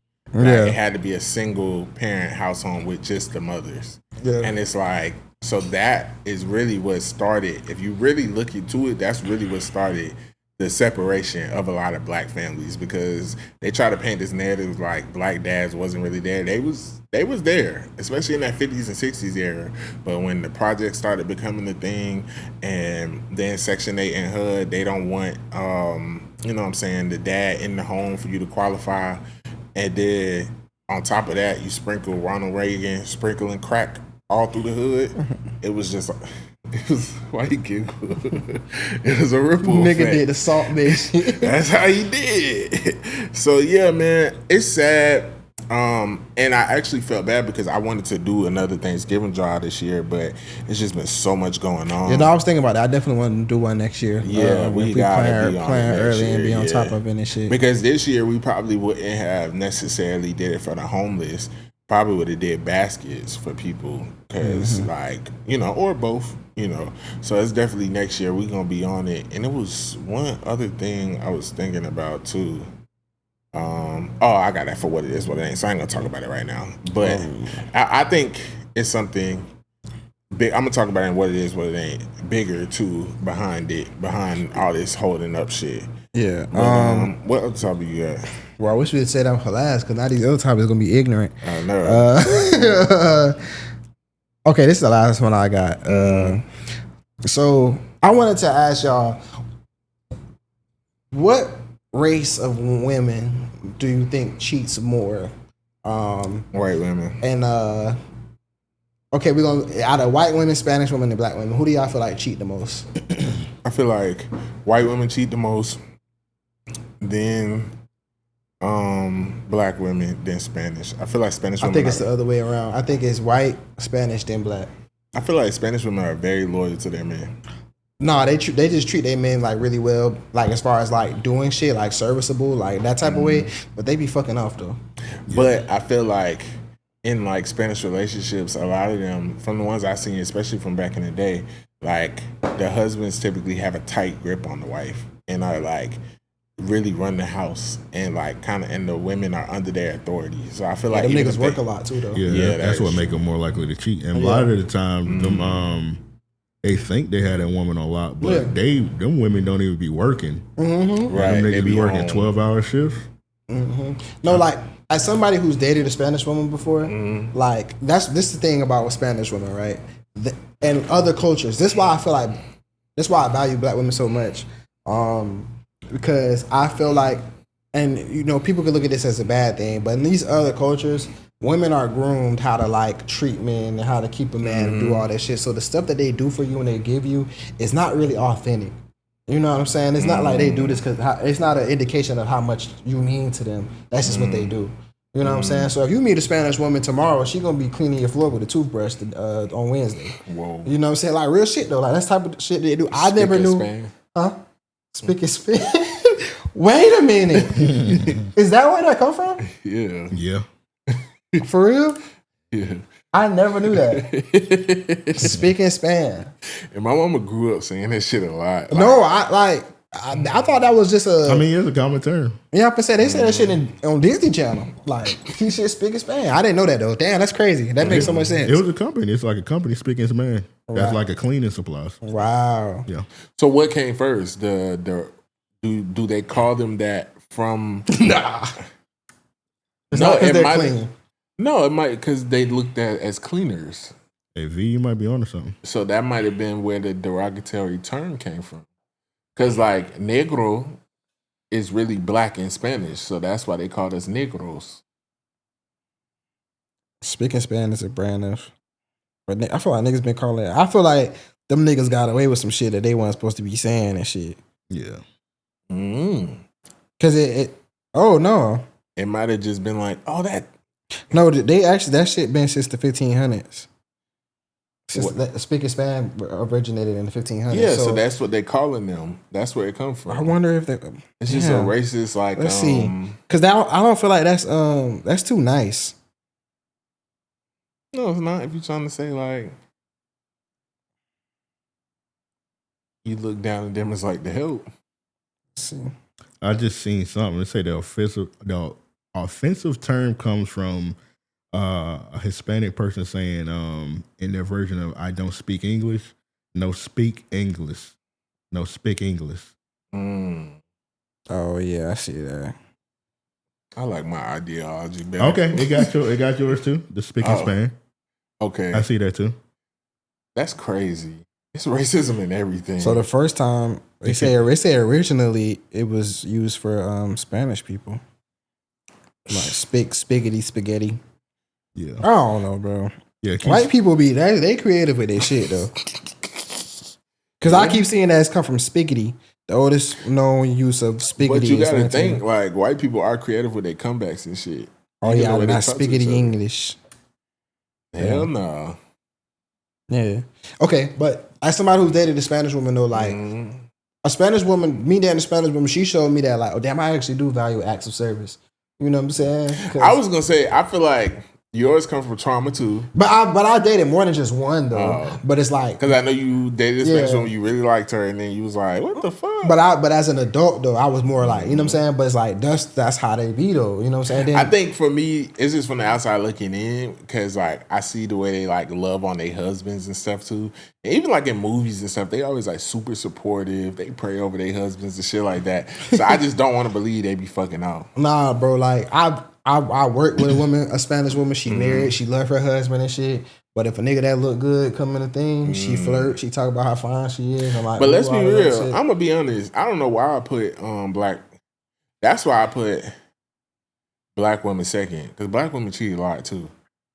They do. But every married black woman I know, except for probably one, has cheated. Damn. The older ones too.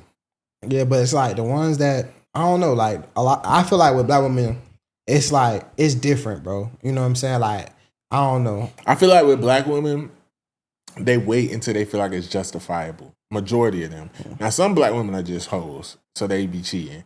But that's kind of like a nigga just ain't have his thinking cap on. Like, you tried to wife the hoe. You know what I'm saying? You know, like, you should have known she was going to cheat. Because the signs be there. Like, if a bitch, like, way too promiscuous and used to fuck women, too, and shit like that, like, you really think she not going to cheat on you?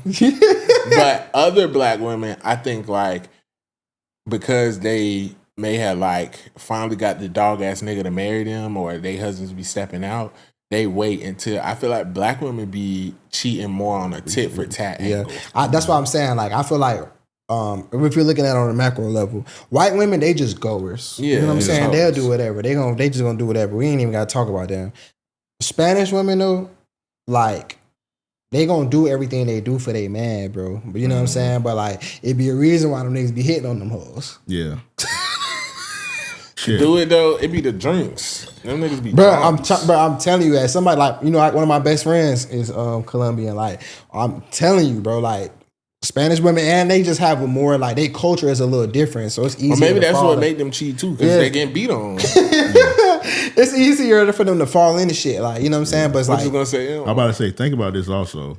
We all know some niggas that like done fucked on a married woman. Mm-hmm. Most of the time when a nigga done fucked on a married, all right. Well, V.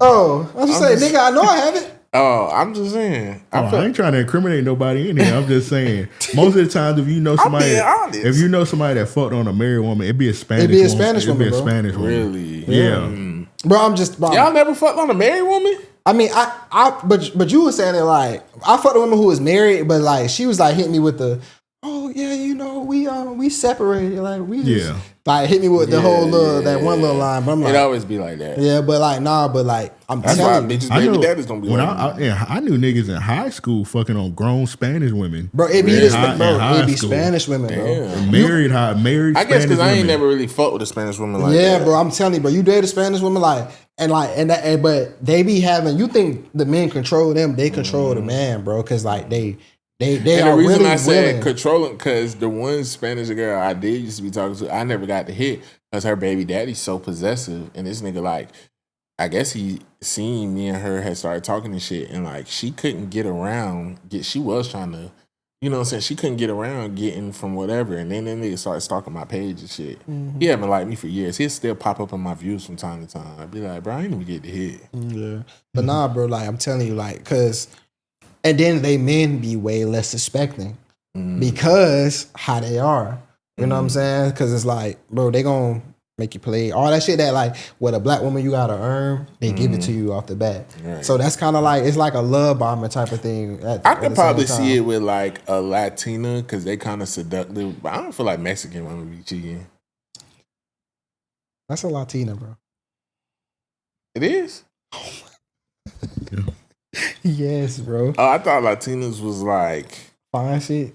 Yeah, like no, bro. I knew you was gonna say that. Your view on Mexicans is horrible, bro. Why? No, I just feel like Mexicans, like they're very like the women are very not just submissive, but it's almost like they're like slaves to their family. Like they just cook, clean, and be quiet. They be fucking. They be fucking. Yeah. A little box booty. Mexicans are people too, bro. I mean, we see Mexicans how other Hispanics, Spanish people see Mexicans bro. Yeah, one day, I mean, if y'all want to get into just say one day, I want to see how my hands work. Just call a Puerto Rican person a Mexican. They're gonna want to kill you. But you know what? That like Mexicans get all that smoke. Like in that community, because like they like the niggers of they like the niggas of Spanish people. You know so what's the bottom of the barrel for black people? Like dark skinned people. Like how motherfuckers treat dark skinned people. It used to be Haitians.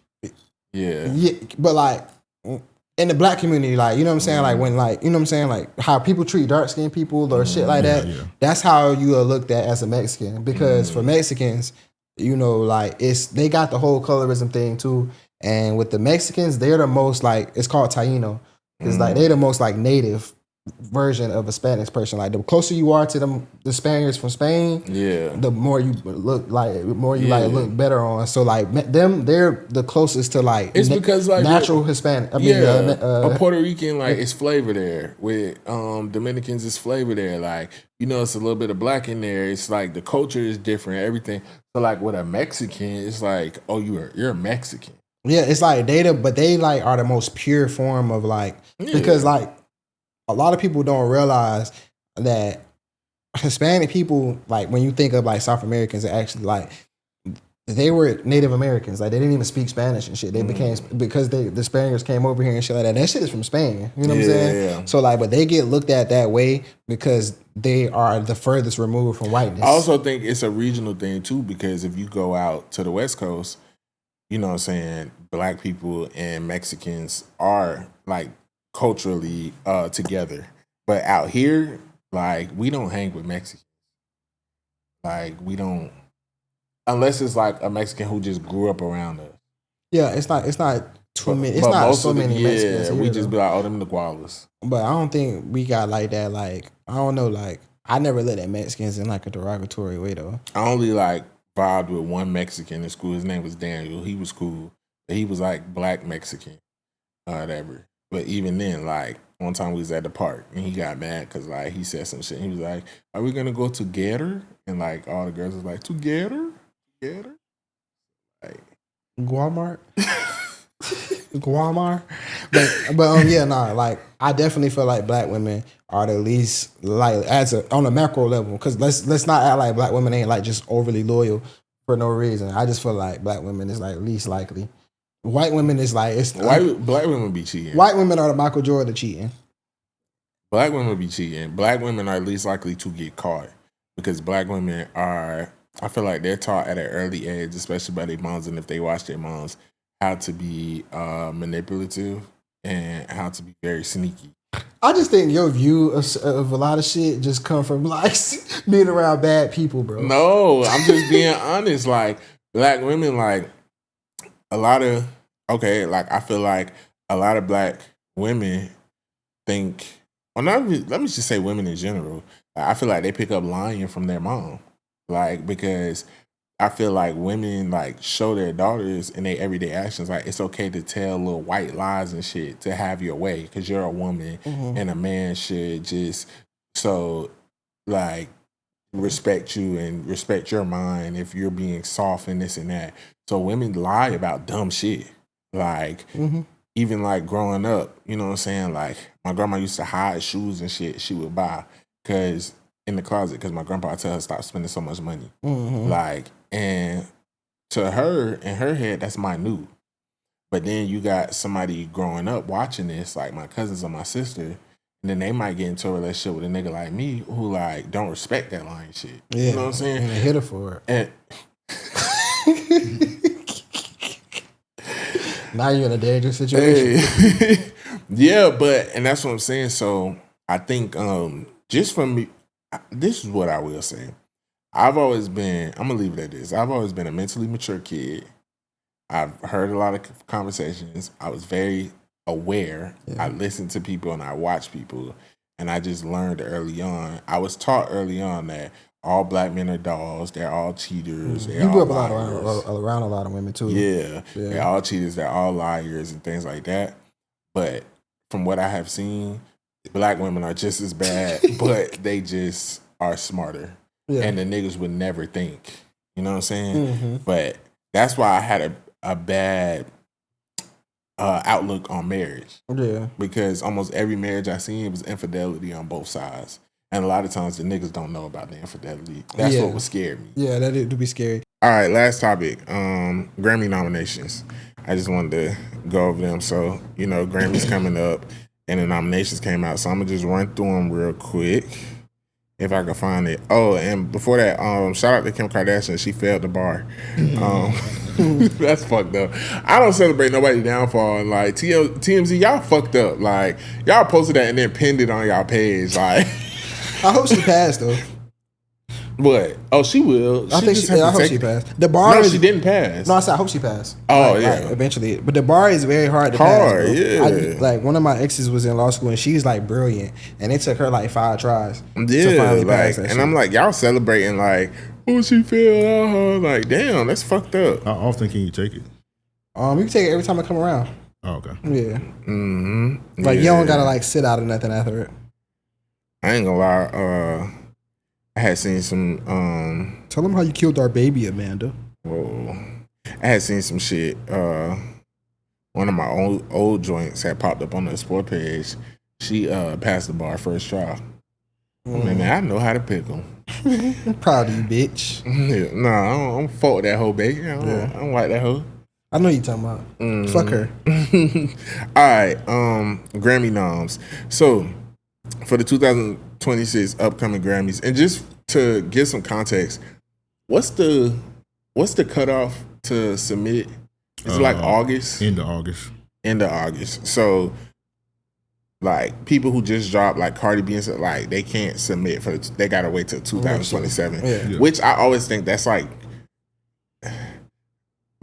you kind of need to be strategic because like right now while Cardi has the masses on her side, she should have dropped this summer so that she could have. But because they normally say December is like the sweet spot. When I heard hell out of music people talk about, they say December kind of the sweet spot. Because now she got to wait till 2027, and then by then it's gonna feel like it was super old. But so best R&B performance, we got UConn, Justin Bieber. UConn. It depends. Chris Brown and Bryson Tiller. I did not like that song. I don't really get the hype about it. Folded, Kehlani, Mutt, Leon Thomas, and then Heart of a Woman, Summer Walker. Shout out Summer Walker, finally getting her due justice. I think it's crazy that y'all picked like one of her songs is like basic. Yeah, like this. It like over is still. She submitted it though. Yeah. But who? Okay, so out of that, who do y'all think should win, and who do y'all think will most likely win? For should, I'm gonna say Kehlani. I'm gonna say Leon Thomas. Yeah, I think Leon Thomas gonna win because that was a big song. But I think he probably will win, but he ain't gonna win that one. He gonna win another one. I like the actual R&B one. I like that song, but I feel like his album is overrated. Yeah, this was best R&B best performance. R&B? That's why I said him because Kehlani's in some other categories that I feel like she can probably take win. that. Ain't it pop? Ain't she like? Yeah, and But she's for best female. Too. But yeah, I just feel like that song is Folded is a better song than Mutt. But I feel like Mutt.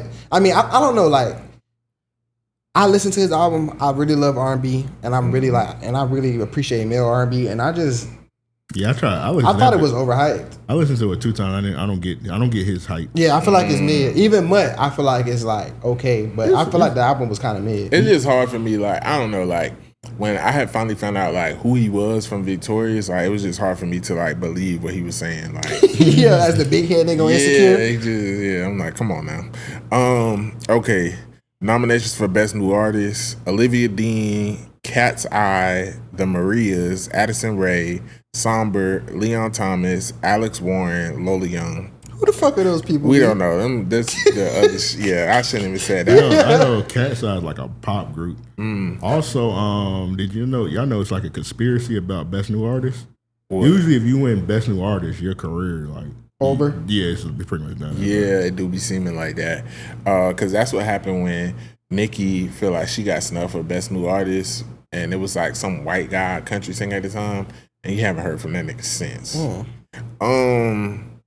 Like and why isn't well, maybe I'm a year late. Sabrina Carpenter, she's really big right now. Was she already nominated for? I think she already got one. Okay. You know, it's crazy. I was looking at her and I'm like, this white girl looks so familiar. This white girl looks so familiar. She was in a movie with my boy RJ like a couple of years back. Yeah, she's really pretty. She fine. Yeah, She's some fine white shit. Yeah, she's some fine white shit. And I like some of her music too. All right, nominations for Best Rap Album: Let God Sort 'Em Out, Clips, Pusha T and Malice, Glorious, Glorilla, God Does Like Ugly, Jid, GNX, Kendrick Lamar, Chromocopia, Tyler the Creator. I don't know how that's gonna go. I kind of feel like Pusha Glorilla being there is nuts. I think the Clip's gonna win hip hop, Yeah. And Kendrick gonna win Best Album with GNX. That would be dope. I think Clips is gonna win Me because too. it was a lot of like push on that. Yeah. No pun intended. I don't. I didn't listen to the album. I'm not a fan of Clips. But I do think they'll win. And I didn't even hear the album. And I respect their craft, but it's just not my. I don't really. It's not my cup of tea. Yeah, honestly, that was like I listened to Clip. That was like one of the best hip hop albums this year. Yeah, and everybody I've heard talk about it. It seemed like that. it was very creative. Yeah, everybody said that. And then even the songs that I did hear, I really, really liked. Like it was fire. Like even the song by their mom, like that shit down there made me cry. It was really good. But I just not I'm not gonna lie, I love Glorilla, but she's like in a lot of these categories, and I don't know what that's about. Yeah, she shouldn't have got. She shouldn't have been in nothing. To be honest, I've even seen Tyler fans say it. Tyler fans did not like that album. I listened to it and I didn't like it. I think Freddie Gibbs and Alchemist should have got that spot, either Glorilla or the Tyler spot. Yeah. I feel like Chromacopia, it wasn't my cup of tea, but it was still creative and it was decent. But that Glorilla shit is ass. Like when I just heard what's the song with her and T-Pain? Oh yeah.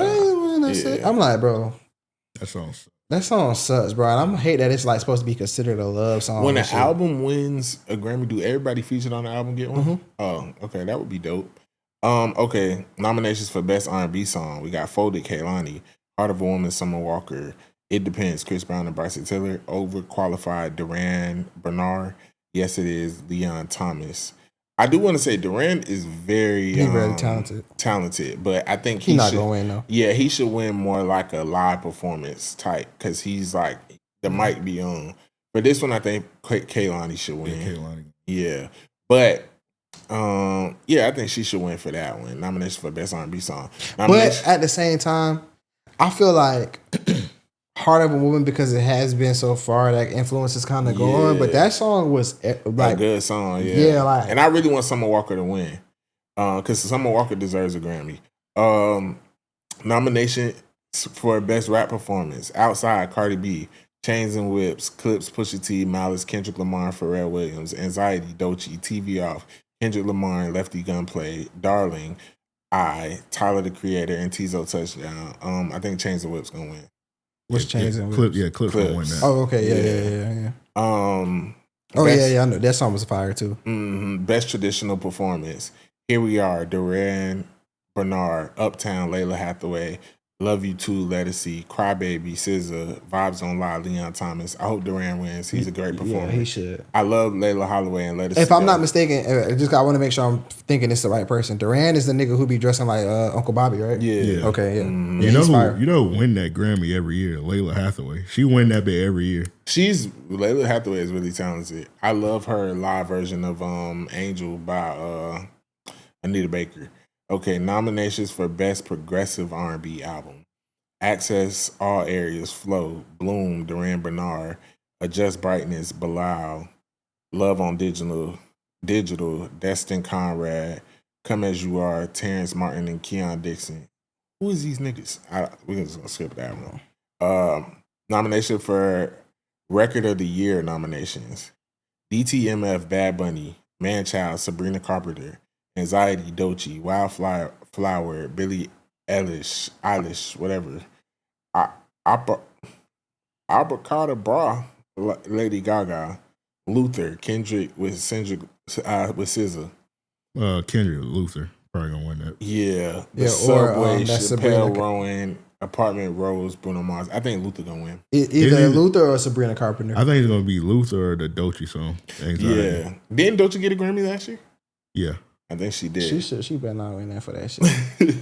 Ain't no way she winning for that song, bro. Yeah, it's out of Doechii, Luther, and Sabrina Carpenter for sure. Yeah, I feel like they gotta give Sabrina Carpenter a song, but it's not better than her. Whatever the fuck she put out ain't better than Luther. Album of the Year: we got Swag, Justin Bieber, Mayhem, Lady Gaga.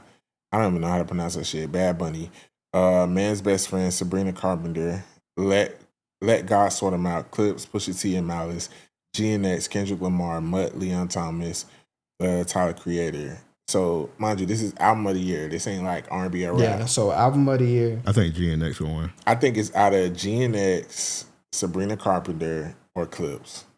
Yeah, I feel like it's. But out you of know, them three, too. typically, I can't believe Justin Bieber album is on there. Like that shit ain't getting no. That type shit of- was ass. Also. Yeah, and it was not good. But you know, like album of the year, like that's typically where the racism comes in. No, I think that when the payola come in at more than Yeah. anything. I think Kendrick gonna win it. I think so too. I think Kendrick gonna win because that album was the only album that kind of like really. That album was really fucking good. Yeah. Okay, we got nominations for Best Rap Song: Anxiety, Doechii, The Birds Don't Sing, Clips, Pusha T and Malice, and John Legend, and Voices of Fire. Sticky, Tyler the Creator, Glorilla, Sexy Red, and Lil Wayne. Thank God It's Friday, Glorilla, TV Off, Kendrick Lamar, and Lefty Gunplay. I think it's gonna be out of Kendrick and the Clips. I think that clip song should win. That's the one about their But parents. Sticky too was a big song. That song, but it shouldn't be Getting like. sticky. It shouldn't be like song of the like. I don't know. But what they then be doing. Doechii might win. That's not a rap song, bro. I know, but It you is know how the not. Grammys Like that do. shit is aggravating, bro. Like I'm starting to believe the shit that they be saying about her, bro. Like I think Doechii gonna win a bunch, and that shit gonna piss niggas off. Yeah. nah, off, bro. yeah. Anything that she been mentioning, she cannot win that shit, bro. Like it's too obvious. Like at that point, but nah, it gotta be. To me personally, I say TV Off because that shit is fucking crazy. Yeah, I think TV But, Off should win. That'd be crazy if Lefty Gunplay won a Grammy. Yeah, fool. But no, I think Lefty Gunplay taught like a Mexican version of Is Lefty Chef Gunplay Fatty. the one who like switched up on Kendrick and started? Yeah, acting he been shitting on Kendrick, so it'd be interesting if they win. Nah, no, he hasn't. Yeah, he has. Yeah. He got mad because Kendrick did the show out in L.A. and he was didn't cussing. He was perform. cussing him out. Yeah, he was saying all type of I shit. thought it was the other dude. It's a couple of the niggas that was on G and they switched up. Because I just seen the video of Lefty Gunplay and he was bigging up Kendrick. he probably kissing the ring now. Yeah, that Bracken Grammy the dog. Yeah. But nah, that song's still fire though. But that clip song is just beautiful, bro. I think that should win. Okay, so we got nominations for Best Melodic Rap Performance: Proud of Me, Friday and Meek Mill, Wholeheartedly, That should Jid and Ty Dolla $ign and Black, Luther, Kendrick Lamar and SZA, We Maj, Terrence Martin and Keon Dixon and Rhapsody, Somebody Loves Me, Party Next Door and Drake. That's a hard one. That's hard, bro. In a perfect world, the Friday and Meek Mill song would win. Yeah. but But I that's feel just- like Luther gonna win. That's the streets. The streets need that one. But that should win, bro. That song is so good, bro. But that's one of the hard things about being a Kendrick Lamar fan. Of course, I like his music. I want him to give him an accolade, but sometimes they kiss his ass too much. yeah, He shouldn't get a Grammy for that. he shouldn't, bro. Like not in that category. Yeah, not Like Luther should win something because that song is fucking amazing. But it's like that Proud of Me shit, bro. Take out that anxiety, put Proud of Me in there. That song is so fucking good. I know because you said that shit like as soon as I said it. Yeah, like that shit's what's the second one you said? Wholeheartedly, Jid and Ty Dolla Yeah, $ign fuck and them. Black. Get them Nah, niggas that out of here. Friday song. I mean, that Friday album It's should good as fuck. have got more Grammy nominations. Yeah. Like- Okay. Last one. Nominations for Song of the Year. Somebody Loves You is good too. But that's R&B. Yeah. Golden, Hunter at we don't know them. APT, Rose, Bruno Mars, Lady Gaga, Anxiety Anxiety by Doechii, DTMF, Bad Bunny, Luther, Kendrick Lamar and SZA, Manchild, Sabrina Carpenter, Wildflower, or Billie Eilish. I think for a Song What of is the this? Year, Song of the Year. that's gonna be out of Sabrina Carpenter and Billie Eilish. I don't see them giving that to somebody black. I feel like Luther got to be. They gonna give it to Luther because Luther was out of all them songs. Luther was like the most successful. Yeah, it gotta like be Luther Luther. was like number one on the chart for like Yeah. 3 Y'all months. know, I'm telling you, like when they get to them shits, they be. Billie Eilish, I don't think she's gonna win a Grammy this year. I think that's what I'm saying. Sabrina But Carpenter, actually, though, I think last year she was nominated for a bunch of shit that didn't and win she too. didn't win. So I feel like they might give But her she have some. won some. Yeah, now see Sabrina Carpenter, she gonna win all like the honky only shit. Yeah, 'cause but she when been you going start crazy. mixing the shit with Kendrick, just had such a crazy year. He gonna get it. Yeah. and then Right. Doechii, man, she just like COINTELPRO, so it's like Yeah. they just gonna be giving her awards. And then lastly, for the first time in Grammy history, 3 albums are nominated for Best Rap Album and Album of the Year simultaneously. And that's GNX, Kendrick Lamar, Let God Sort Them Out, Clips, Pusha T, Malice, and then Tyler the Creator's album. So shout out to the niggas, man. One of them don't belong. Yeah, one don't belong. Yeah, and we Tyler know which one that Creator. is. The nigga who wear the high waters Okay, let me run through these. What it is, what it and ain't. fuck real white quick. boys. Yeah.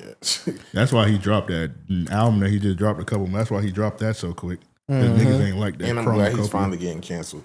I don't pray on nobody downfall though, but I ain't never really, I'm glad a nigga career for the end, but I wasn't waiting for it though. yeah, I ain't never really fuck with.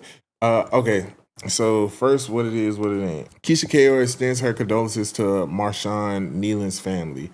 For those who don't know, Marshawn Nealon was a new player in the NFL, and he just recently committed suicide because he was having some mental health issues. So she went Talking about on. the nigga who went on a police chase or whatever. I don't know. Yeah. The nigga from the Cowboys. Yeah. But he offed himself, right? Yeah, he killed himself. Okay. He shot himself in the head. I just want to make sure. Make sure the police ain't do it. So she posted something. She said, basically, she was saying RIP to him and condolences to his family. She says mental health is real, and those episodes are a nightmare for the person going through it and the family members involved. My husband and I tried to raise awareness, and the narrative was changed to me controlling him, me putting a spell on him. How disgusting. Why? All because he's a responsible adult who's finally accepted he has mental health issues and did something about it. Now he no longer has episodes and is in really good space in his life and is made fun of. Shame on y'all. We need to do better as a community. Everything is not a joke. If you have never dealt with someone with mental health issues, please sit this one out. Never have I controlled my husband. However, during an episode, all family members must step in and control the situation, or it can go really bad. We can help save more lives. Mental health is not a joke and should be taken very seriously. So a lot of people, because we... What you said, Al? I said lame. Yeah, a lot of people was basically saying, like, she shouldn't have took that moment to make it about, like, her and Gucci. She did. How do y'all feel? That's what it ain't. Yeah. That's the fucked up part about timing, because what she said is, but she did not have to use somebody else's death as a reason to say that. I feel like she should have just advocated for him. She been wanting to get that off her chest. Because it's like, why did you should have already addressed all that shit. That shit. Nobody even thinking about Gucci Mane right now. She just said it. She all that she just said it because she was on the Breakfast Club. Because Gucci Mane, he just dropped an album called Episodes and the book. And everything she just said, just said that 2 weeks ago. Yeah, that's why she did this, because after that, she got a lot of backlash, and people, which I do think a lot of people were being ignorant after the interview, saying, "Oh, she's controlling him. She got a spell on him." Sometimes you gotta know when people are being dumb and just let them be dumb. Yeah, so I feel like since that interview and everything's been like, whatever, like spooling up. I guess she thought that was the right time, but it's not the right time, because it's taking the awareness off of what just happened and kind of making it all out. I feel like that is her acting out of the emotion and kind of like a vindication. Like, see, this is exactly what be going on, and y'all want to talk shit, and that's what don't look good. So like, it's disingenuous because it's coming from a place of vindication for yourself. Yeah. But because outside of that, too, people was posting like she been throwing a lot of shots at Nicki Minaj too, because Nicki Minaj had came out and said something after the interview, and that's a whole nother. You always look bad when you argue with a drug addict. Yeah. So so it clearly shows like you felt the type of way about the things people have been saying about you. And you said, I feel bad that this boy took his life, but I'm gonna take this moment to say, see, this is why I do what I do. I didn't even know that was a mental health situation. At first, they was like everybody was saying R.I.P. and then I seen that he took the crackers on the chase and then shot himself. So I didn't know that. It was something like he texted his family goodbye, and it was something like with his girlfriend and stuff. Yeah, I seen. So I didn't even know it was a mental health aspect at play there. Hey, my fault. No, go ahead. I'm about to say they haven't really dropped all the details yet, so that's why like niggas. I think it was that bitch. Yeah, because it's like one of the things. Because he was calling his girl. I was like, I hope it wasn't like a DV situation. Yeah, it's a reason why he was running. I think it was that bitch. Yeah. I done been there. Stop losing your mind over these hoes. That might be it. Because it's like that's why I'm like, did she even know that that's what happened? Because like, after you off yourself, she gonna be on to the next dick. Now she definitely fucking. Trust me, like it's never that serious to kill yourself about a bitch. But like with NFL niggas, you just kind of gotta be careful. All right, next you one. can't advocate for NFL niggas until you get the full story. Right. Exactly. Well, he wasn't in there that long, so it wasn't no CTE. But he been playing though. Bro, he literally got a touchdown that Monday. His first touchdown, yeah. Yeah, and like niggas. That's how I know it's that bitch. They love to take away from your moments.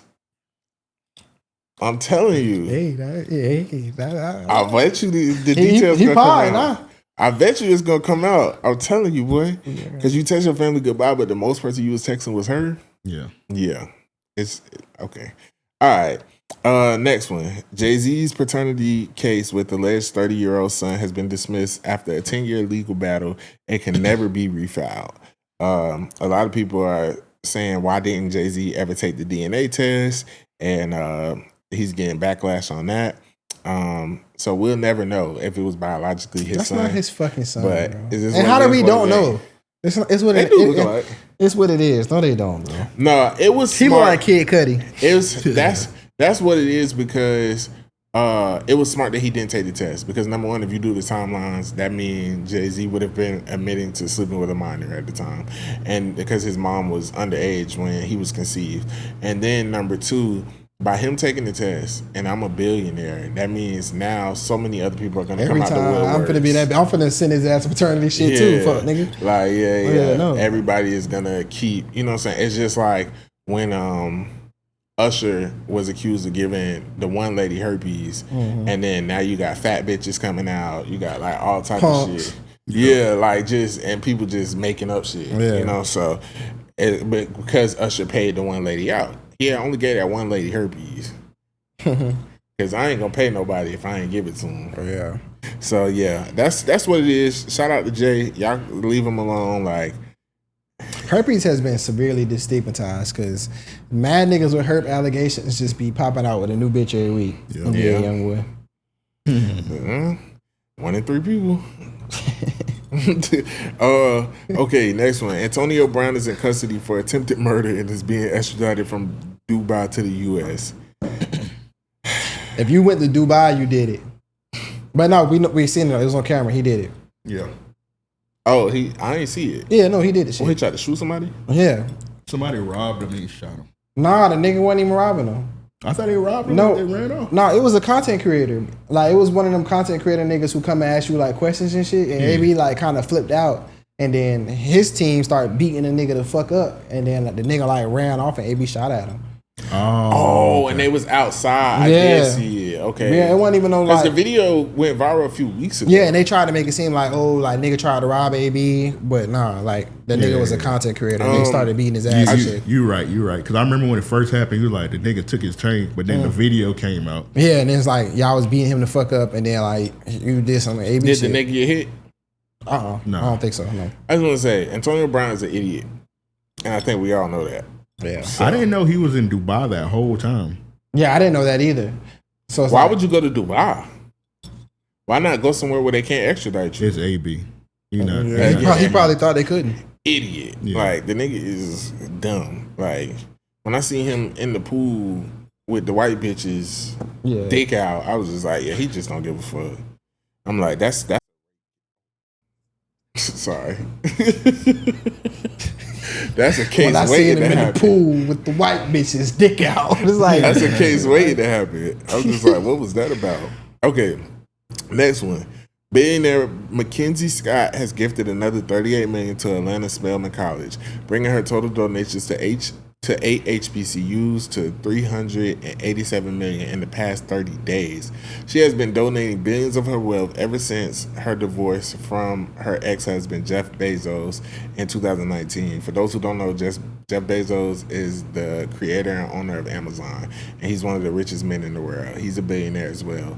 And ever since she divorced him over infidelity, she declared from day one to use at least half of her wealth to go towards charity. Of course, we know that is what it is, but a lot of people are also saying that she's trying to prove a point, and especially for the fact that she's always donating to like black charities and black schools, people are saying like clearly she's doing this to piss Jeff off. Because, you know, he's like a money-hungry capitalist. But also, too, they're like, that's proof that he's probably racist behind closed doors. Why people just can't be happy? Like, why? What's up with niggas, bro? I kind of understand what they're saying. I mean, but who gives a fuck, bro? She gave away $300 million to HBCUs, and niggas is like, I bet, like, sometimes, like, it's like, it's okay, bro. We don't care. Yeah, no. I understand both sides because sometimes it'd be like, okay, whatever. But on the other end, I do know she's doing that shit to be. But she's also giving a lot of money to a lot of like a whole bunch of organizations. Yeah. It's not just like if she gave it to 30 black organizations and 300 white organizations. It's not. But then I'm also like, she might be trying to save her soul by giving half of it because she probably done seen a lot of shit. Like when you get into that elite circle, it's like And yeah, like it's just a hoard of money. Like who needs that and much you know money? how white people are, bro. Like she probably got around some black people and listened to their stories and shit. And it was like, oh my gosh, like y'all really do go through a lot of shit. And then they be feeling guilty. That's probably just white guilt. Yeah, that's true. So that's what it is. Keep giving the money and shit. If you're doing personal, I'm gonna say shit. Paid N Bazed podcast, RP podcast. we fuck with you, baby. Random Acts of Fuck podcast. Jeff Bezos. Yeah, fuck Amazon. Nigga, I don't order my shit from Temu anyway. Yeah, No. for real. We need that. Lastly, people are going bonkers for teddy bear glass cups at Starbucks. It's a 20-ounce teddy bear cup. I don't know if y'all been seeing the videos on TikTok. Motherfuckers lining up, they're fighting at Starbucks, everything over this stupid ass cup. They do majority white people cups every time. Yeah, is this what it is or what it ain't? I say this is what it is. Embarrass ourselves like niggas used to embarrass us with Jordans. No, I feel like now you need frenzy products, bro. It's good for the market, bro. I'm not doing all I that miss shit old by the school cup. Black Friday when like your mom and auntie and shit used to stay up after Thanksgiving and go fight people for TVs and shit. Yeah. What's wrong with the world now? Yeah, I fuck with shit like that. You remember back in the day, niggas used to go crazy over like what is it, Furbies and shit like that. We need shit like that. Yeah, you need shit like that in the world, bro. That's cultural moments. Like you could look back and be like, y'all remember what was the shit with the blinky eyes? It was kind of like a Furby, I think. I don't know. I know the Furbies had a blinky eye. And then they had maybe that was a Furby. It was something else. Beanie Babies or something like that. Beanie Babies. Yeah, Beanie Babies. Yeah, all that shit. We need shit like that. I don't know if y'all remember. That might be, y'all might be too young. You remember when niggas was going crazy over the Barney? The Barney that could talk, bro. They were like, yeah. No, what is it? I thought it was Elmo. Elmo too. Yeah, Elmo. Tickle Me Elmo. Tickle Me Elmo. The Barney, they were like a $200 Barney. They were like really like beating people up. Yeah, that shit was that shit get real. Yeah, we need shit like that. I like shit like that. Yeah, I remember it used to be the TVs and shit, the flat screens. That's bad when like it had to be. Bro, I feel like Black Friday. We was kids, so I didn't really understand. But like I feel like Black Friday back then, the sales had to be crazy, bro. If you grew up in the city and you was a teenager who was in this sneakerhead, whatever, you used to see me out there rumbling for Jordans. Well, I ain't never had to like physically fight, but we definitely used to be. That story that you told about when they lined us up like slaves. I'm never doing this again. I remember one night at Avenues, bro, like everybody lined up and shit, and then they made us go get in our cars, and then like we got a fun. Then they made us move and park away. So we had to go park at Chick-fil-A, and then somebody called and said, "Oh, they letting them line up." So like all the people who was already, we already here. And all of a sudden they're like, "No, we just." So now everybody pushing and shoving. No, get the fuck out. That shit was bad. Niggers. That shit was bad. Take away Jordans, not food stamps. That shit was bad. Yeah, like no, like that Jordan shit used to be. Remember, niggas used to die about that shit. And you couldn't tell me it wasn't wrong. Real shit. Did C Murder really kill somebody for stepping on his shoes? Yeah, it's a video. Was that real or was that one of them urban legends that everybody believe? I don't know if the nigga stepped on his shoe. It was one of them situations where like people say, because they said they couldn't present the video in court, and they said it wasn't necessarily that he killed the dude. Because the kid got killed. He got killed by somebody. It was one of them situations. They said C Murder used to terrorize the city so much. It was like, we got you. They put him on. Because I don't know if you ever seen it. It's a video of C Murder. He just went in, bro. He just went inside a club and just started shooting at niggas. Okay, that's the video I seen, the club video. So that's not what he went to jail for. No, that's not what he. It was like one of them things. They were like, we got you. So you did. That nigga was wild. They Al Caponed him. That was one of them. I'm starting to think I'm invincible. Yeah. Because you think, bro, you know how crazy you gotta be. They say he just walked in the club and just started shooting at people, and everybody just started running. Like, nigga, you think you Teflon? That's why they call Monica Gunica. And they was like that video they posted. Whose son was that? Was it Mia X's son? Somebody's son or whatever. Yeah. And they was like, he looked like a masterpiece. I'm like, that nigga look like C Murder. Yeah, he looked just like. It's RP. Young Bleed. Died of an aneurysm right after the verses. Young Bleed, he was signing No Limit. He was up there. And that's what I was telling y'all. Them older niggas from that side. Yeah, you did say some of them niggas look literally bad. Killed the nigga. I told you. He died at an after party. Nigga had an aneurysm. Had to be rushed to the hospital. And then died a few days later. All right, lastly, we already know this is what it is. Congratulations to Outkast for being inducted into the 2025 Rock and Roll Hall of Fame. Y'all boys deserve it. Definitely innovators. Definitely created a new sound for hip hop. And yeah, shout out to y'all, man. Shout out Big Boy and Yeah, Andre. shout out Outkast. And not the shit on Outkast. Of course, Outkast is fucking legends. Salt and Pepper got inducted too. Nobody talking about that shit. Really? Yeah. They Shout out to deserve Salt it and too. Pepper, Yeah, yeah. shout out Salt and Pepper. They definitely I innovated. didn't even know too. that. I think people was talking about Outkast so much because they had people performing their songs. People was talking shit about it. Yeah. I mean, Outkast, this may sound crazy. Outkast deserve more recognition than They do, but, for sure. Well, we should bring up No, Salt and Pepper They is legend. revolutionary too. Like, As niggas with mamas from New York, Salt and Pepper Yeah. was in heavy rotation in the and I'm career. glad they had Spin there because they be trying to shit on her sometimes. Spinrella? Yeah, Yeah, you know, they had a don't legal fuck with battle. her at all. But she was there though. So Yeah. I was like, okay. All right, let's get into Shout Out Rock Out.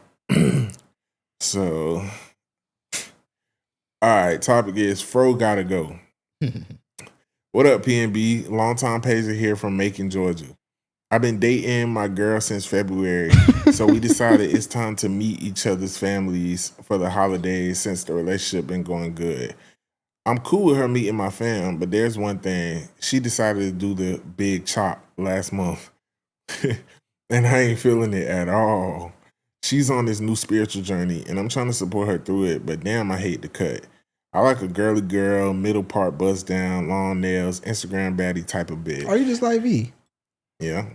And that's how she was initially. Luckily, my girl ain't just come here. They thought I wrote in. Like, oh. He said she's super sensitive, but IDK had to tell her I ain't feeling the cookie bush, dog. She's still like Frederick Douglass, bro. I don't really bring women around my family unless it's serious. So I'm trying to hear, I see your nephew, not motherfucking snickering and shit, because my family is petty and the fro not flattering at all. Is this shout out if I tell her she got to get dolled up for Thanksgiving? If not, how should I tell her without hurting her feelings? You tell her to get dolled up, nigga. She gonna put a pin in her, a brooch in her shit.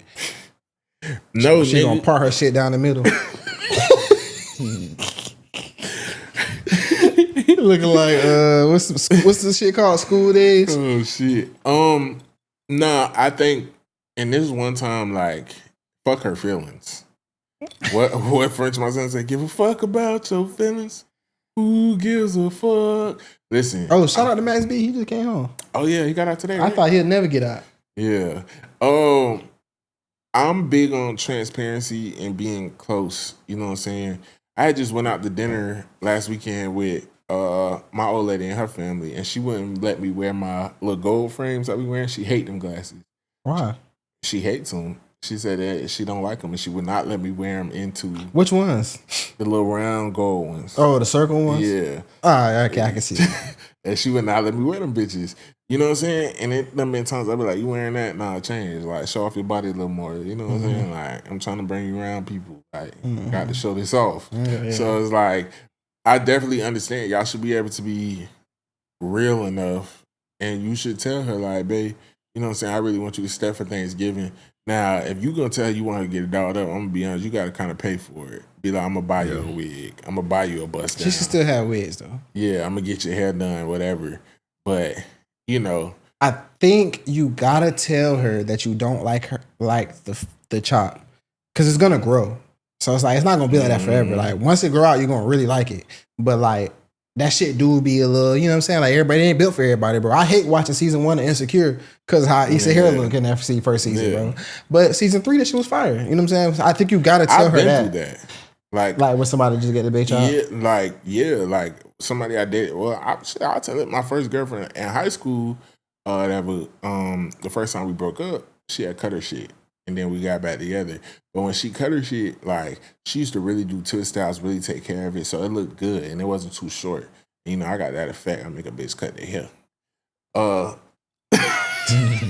Cold brother. But when we got back together when we was grown, she had again did another big chop from the last nigga she had broke up with. And this time it was like shit, bad breakage and shit.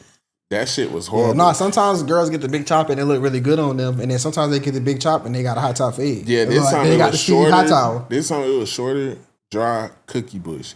And I used to get frustrated waking up to that shit. I'm going to be honest. Like, I used to wake up. You turn around and see the back of her head, that shit piss you off? That shit, like, slap that. Why your shit look like mine? Like, why we both got nappy froze? Yeah. No, my hair right now is crazy. Yeah, show the camera.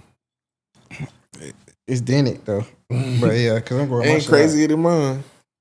I just finally like combed it out because I'm like, I had it with the waves and shit for so like, but I'm like, my shit started to go over my hairline though, and I ain't Y'all like niggas saying y'all hair look crazy. Y'all hair look decent. You look cool. Shit. Nah, nigga, I need to cut in my shit. I mean, y'all niggas get haircuts every week. So. Yeah. This shit look. I mean, y'all hair look better than like 80% of niggas. Nah, yeah, that's true. And like pretty ass niggas. Yeah. My hair look bad. You know what I'm saying? But if her shit like mine right now, like it's a little crazy. But no. You definitely got to tell her just for the sake of our relationship, bro. Because it's like that shit is frustrating. It's hard. Like women, like let's be honest, bro. Two people gonna get on your nerves more than anybody, bro. Your mama and your girl, bro. Mm-hmm. Like dealing with a woman is very fucking annoying. So it's like, and it makes it harder to put up with her shit and to like be like remember that she gonna be like this and have grace when you don't like how she look, bro. Yeah. So you kind of gotta like let her know that. I had gave my mama the big chop a few years ago when I was cutting hair. It came out good, but like my sister ain't like it and stuff and shit. We tell each other the truth. I was like, speaking of the big chop, y'all. Real quick though, because I forgot to bring this up and you just reminded me. Oh, that video? Nah, because I was saying every nigga look like you, and I seen a video of a nigga who looked like me, and he was fucking niggas' heads up. Let me see. Oh yeah, I see him before that. That's hilarious. Yeah, he do look like me in barber school. Yeah. Hell no. Hey, and shout out to the lady who's still on the run for throwing that hot coffee on that white lady, that white worker at McDonald's. You're going to jail. Oh bitch. Yeah, that shit was insane. You're going to jail. That bitch insane. That's insane, though. She said, "Take this hot coffee, bitch." Yeah, fuck you. Well, like that's why I be saying. That's why I'm a big advocate for like medicine. Yeah, because a lot of y'all need it. It's not that deep. It was not that necessary. Yeah. I seen another video of a lady at McDonald's cursing out some Mexicans. I think that was McDonald's cursing out some Mexicans over $3 and shit. Like it's like I'm give me 1 second, man. Like it's hard. It's hard in this world right now, but y'all losing y'all fucking minds. Why? Yeah. That coffee shit, I was like, crazy. Yeah. It was when the lady screamed. She's like, that's some white shit though, cause like I didn't as somebody like my mama love McDonald's coffee. That shit don't be like scalding hot to where you getting burnt up and shit. Like that shit be a little hot, but not like to where like probably caught her off guard. Yeah, she like she had acid thrown on her or some shit. You know what's so funny? The reason they don't make it scalding no more is because like in the 80s and 90s, a lady won like millions of dollars from them because a coffee cup spilled on her. Yeah, and that's why they have to like put them little holders on and shit. Hell yeah, because that should be hot. Yeah, but bitch, you throw some hot coffee on me, bitch, I'm hitting the floor. She like, all right, I'm melting. Yeah. And then the lady stormed out. She was like, yeah, take that, bitch. Take that hot coffee, bitch. Take that coffee. But did you see the old lady that she just didn't give a fuck? Like, yeah, she was that bitch. Typical that McDonald's. Ain't nobody intervened. Nobody even was like, oh shit, like you okay? Like no empathy. All right. Yeah. She must have been dead ass wrong.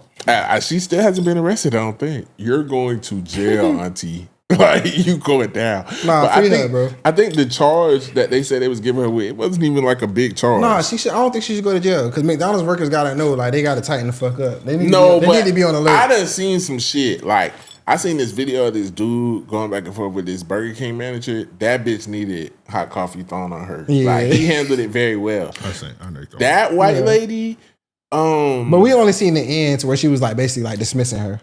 But it wasn't like she was like, you black bitch. Like, you know how but she was like, but she probably said something before that. She's like, you know what? As soon as she got to turning up, well, they might have been dead ass wrong. Shit. A Taco Bell worker forgot to mute her headset the other night because I'm looking at the menu. And I told her, hey, I need a moment. She said, okay. And then she, God damn, hurry up.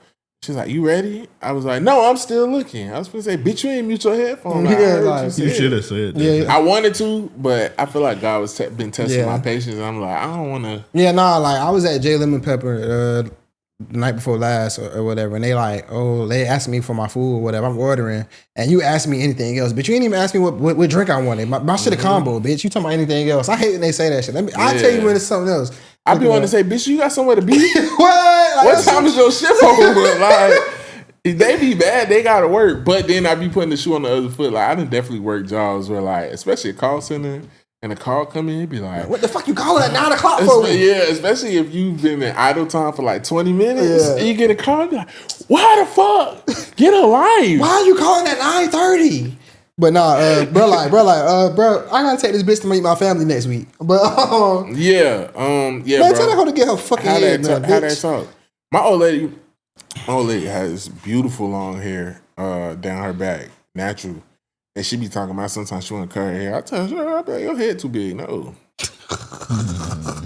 I will leave. Nah, like, I don't like bobs. You know what I'm saying? And it's like, only certain women could pull bobs off. Okay, so shorty, chick I was dealing with or whatever, she know I don't like bobs. She get her hair done one day. She pull up with a bob.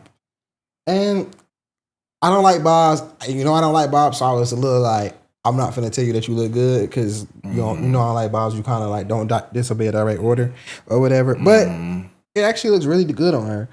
So I was like, okay, I'll chill. This case, you know it don't look good on her. So just tell her that y'all gonna meet the family or whatever, and that you would like her to look a certain type of way. Because I feel like these days, I don't know, like you used to be able to tell a woman like what hairstyle you want to see her in, and she'd be like, "Oh yeah, I'm gonna go do that." Now they kind of just be like, "Oh, you controlling me." Me, I'm gonna speak up. Like I tell my girl like, because my girl when she would get braids.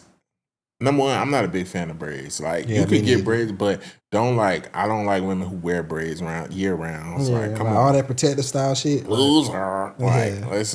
It's not middle school. Yeah. I hate a box braid. Yeah. Oh, he's knotless, bitch. I don't give a fuck. Yeah, it's like the same shit, bro. It don't matter. Well, let's not, bitch. Before I notch your ass up. Let's I hate when they be like, these knotless. Yeah. I don't give a fuck. They ain't scalp. And if it ain't no scalp braid going on. You dealing with a real bad bitch, get her. Yeah, get out of here. We talking bust downs. We talking, you know what I'm saying? Yeah. Come with it, now. Yeah, get out of here with that shit. Yeah, but you know, I told my girl like when she used to get braids, she used to like not want to leave her edges out because she like eat up her edges. Oh yeah, I hate that shit. And I'm like, hey, no, leave some edges out. Yeah, like leave you're not African, bro. Yeah, leave a little swoop, baby. Yeah. So, no edges on the braids piss me off, bro. Yeah, I'm gonna tell how I feel. Just like my girl gonna tell me how she feel about what cut she like and don't like. Yeah, because let you, if you got a beard, bro, cut that beard off. I bet you she gonna have a lot to say. She gonna make you feel real bad about yourself. Exactly. Bro. Before I was just leaving the house, I had on this one white Nike shirt. And I was like, it's a little too tight. She was like, yeah, sit down. Hold on, let me see. She was like, because Keith and them just be letting you go out anyway on there. I don't like how you be looking. And she helped me change my shirt. Yeah, let your girl see your ass crack, bro. She gonna talk to you crazy, bro. Yeah, so it's like, bro, if y'all really locked in, you need that type of relationship. Like, you supposed to be able to tell a bitch, like, you know what I'm saying? For shit, sure. Yeah. So if she take it hard, like, she'll be all right. The more you do it, just do it. Don't be rude about it. Don't be like, hey, your haircut fucked up. I'm not fucking with it. Like, don't do that. Just be like, babe, okay. I'm gonna be honest. Yeah. I got one. So boom. Hey, babe. You know, listen. This coming from this coming from a place of love. Like, I don't want no smoke. I don't want you to take this the wrong way. So let me know at any point if you feel like, you know what I'm saying, if I need to rephrase something or you need clarification. You know what I'm saying? Like, I know you're going through the spiritual journey or whatever. You just did your big chop and you know I support you. You know what I'm saying? I'm like, but it's very important for me to make a nice first impression on my people or whatever. So like, I pay for it or I'll go in with you. I don't know what y'all situation is, but can we like try some different styles? You know what I'm saying? Just for Thanksgiving, and then we go back to it or whatever. Well, since we talking about shit we don't like, I'm tired of you wearing the motherfucking Kobe Bryants. Yeah. Then you choke ass. Be like, bitch, either you coming or somebody else coming. What you want to do? Or I would say even like me a smooth way. I'd be like, hey, babe, I'm gonna be honest. Like, you know what I'm saying? I'm trying to impress the fam. You know, my cousin, like, you a baddie. You know, I need you to really bring it. Tight shit. We gotta really put that shit on. We need to get some matching outfits. Shouldn't be. Are you ashamed of me? But I want you to get your hair done too. You know what I'm saying? Like bad shit only. Mm-hmm. Bad shit only. But yeah, he got to pay for it. Definitely. Yeah, if you offer to pay for it, I feel like it'll soften the blow regardless. Yeah. And if she just overreacts like, no, I'm in my natural form, and dump that bitch. Nah, let her go. No. See, like, this is where manipulation comes in A sometimes. bitch ain't coming with me half-assing. Nah, let her go and then have one of your aunties or something, like somebody say something about her hair. Yeah. Especially they black, they gonna say something. Yeah, somebody gonna say something about her hair and then she gonna feel stupid. Let her go. That's the thing about girls. We just was talking about this, man. With your girl, sometimes you gotta let her know that you be right about shit and let her go out and be embarrassed at home. So let that shit happen. Well, we could do that at your family house. But at my family house, bitch, you finna put on this helmet. You're not coming in here with this motherfucking cookie bush. I need all the points I can get. My family used to me bringing bad shit around. Bad shit only. Yeah, they be like, damn, you really fell off. Yeah, you're not fucking up my reputation. Yeah. You're not doing that. Because my grandma would definitely be like, ooh, girl, yeah, put some water on it. Yeah. See, like, I ain't bringing nothing else to around the family unless we overly locked in. We've been locked in for a while, bro. Because I done bought some bad shit through, but it just be like another one. I feel like every time, because I've been doing this since I was young. I said another one. That's crazy. Every time I bring something, it's like batter. So my family be like. Oh, the same. Yeah, same. It'd be like, oh, okay. But I can't. But like my grandma be like, because I'm not the type of nigga that I don't bring just anybody around my family. Like even if I done had a whole girlfriend. I only really brought 3 people around my family or whatever. But it's like I'm only 29, so I can't. I don't want to just keep bringing motherfuckers. People, like you know what I'm saying, like. And then that matters then, because I don't want people getting accustomed with you and all that other shit. Like, because my grandma be at the point now, because she done met like my uncle people, my mom people, my auntie people, and she like, I don't want to meet nobody else unless y'all gonna be locked in. You know how old people See, my be. mom is a little different. Like, my grandma, she'll meet whoever. But like, I could take, if I had a side bitch, I could take her too. Like, my grandma. It's the other way around for me. Like, my mama, she can meet whoever. My grandma though, like my grandma's like, I don't want to meet them if you're not sure about That's them. what I'm gonna say. My grandma router, bro. Like I remember one time, like in one relationship, I called my grandma like, "Hey, don't trust grandma." I was like, if anybody asks, like, I was at your house tonight between these times, and like that type of shit. It'd be a thrill to my grandma. She called me the next day. Food? Yeah, we got dirt food. She in there. Yeah, you was with me, boo boo. She gonna call you. You made it home safe, boo. I be like, yeah. Now my mama would have been like, fuck no, I'm not in that. That's what you gotta make, bro. Stop putting your trauma on me, bro. Yeah, bro. Like that's the thing. That hoe wasn't shit though. She deserved it, so don't feel bad. But my grandma, like everybody know, my grandma gonna ride when it comes to that. You know what I'm saying? My grandma fell out about some shit about that back in the day. My grandma used to cover up for my dad. Yeah, it was supposed to do. Yeah. So I mean, it be like that. It is what you're supposed to ride for your boys, man. Yeah. See, my mama, she both ways. Like my mom, she the type that like she'll like. I feel like she'll cover for you, and then like when she hang with your girl, start dropping hints. Yeah, no, like she'll cover for me, but like my girl can do something fucked up or something. Or if I start talking to her, bitch, my mom will still be cool with her and shit. Like she just like you can't. So I just don't involve her. You want to be like, girl, I'm glad you got away from that Keith girl. Yeah, she's like, no, Keith's an asshole. Ain't that your son? Yeah, like my mama that type. Like I gotta remind her, like my mama do shit like that, but then my mama also like be just involved in the situation. Like my mama girl's girl, so she'll start telling this bitch like, I'm your son, bro. Yeah. Like stop making her feel like, because women, if they talk to your mom about some shit. Okay, like my mama do the shit like two dumb bitches telling each other exactly. Yeah. Like if a girl talk to your mama about some shit and your mama agree with her, she feel like it's right because that's your mama. And that's what I started like realizing, like women are just all like batshit crazy. Because like when I started going to my mom and my sister about problems I was having with a woman, and they would be like agreeing with her, like, no, you're wrong, she's right. I'm like, oh, all y'all bitches dumb. Yeah, nah. Like, I don't want to say too much, but it's be situations where it should be dead ass wrong, and what it is, bro, women have a hard time taking themselves out of scenarios. Mm-hmm. So like, I've had my mom tell me like, yeah, that's just how I go, and they be like, no, I'm not dealing with that shit. Exactly. If I was your daughter and a nigga was cheating or doing some crazy shit, some fucked up shit, you women be telling me that's just how it go. Mm. Like, yes, women sometimes that's just how they be. This is how we be. Like that's just how we are sometimes. Yeah. Like my mom a bitch she on her period and she talked to me super super crazy to where I'm annoyed, and it's like, no, you gotta understand. No, I don't have to understand shit. Like Like, if No. I'm broke and I was beating around here punching her and shit. My mom tried to tell me like, oh, okay, she want her baby daddy to come in when he dropping the kid off. That's fine. You doing too much. Who? Like, nah. Bitch, do you want me to beat you in, huh? Y'all don't want somebody. What? Nah, but that's because your mom had pictures of your dad still in the crib and shit. But like, the thing is, like, well, okay, my dad didn't really used to come in our house, but the few times he did, it was never like he can't come in. mm-hmm. But then again, my mom couldn't even know where my dad lived. So I'm like, that's you, dummy. Nigga don't even want you to know where he lived. You don't even know where your kids be at. But you just, yeah, that's petty. That's whatever. But like, the point I was trying to make with that was like, my mom and my dad trusted each other enough. They was married. So the person that they conceived with, like, my kid's going to be in good hands. Yeah. But that's a whole nother conversation for another day. But it's been a great episode. Mm-hmm. Shout out to us. What? Life. Oh, I think by the time we end the year, it might be. I don't think so, because this would be episode 90. We almost at episode 100. Yeah, we got to celebrate for that one. Mm-hmm. We should try to have an. Probably going into the new year, I think we'll be on episode 100. Yeah, I gotta go crazy for episode 100. Yeah. I need a live stream. Might need to get on our. I say something crazy. Might need to. How much twerking up here? Concept. But no, we might have to bring the clappers back. Jesus Christ. We gonna both be in trouble when we do that though. Yeah. We might need we might need to get on our Diddy shit. Not that again. I had a baby oil.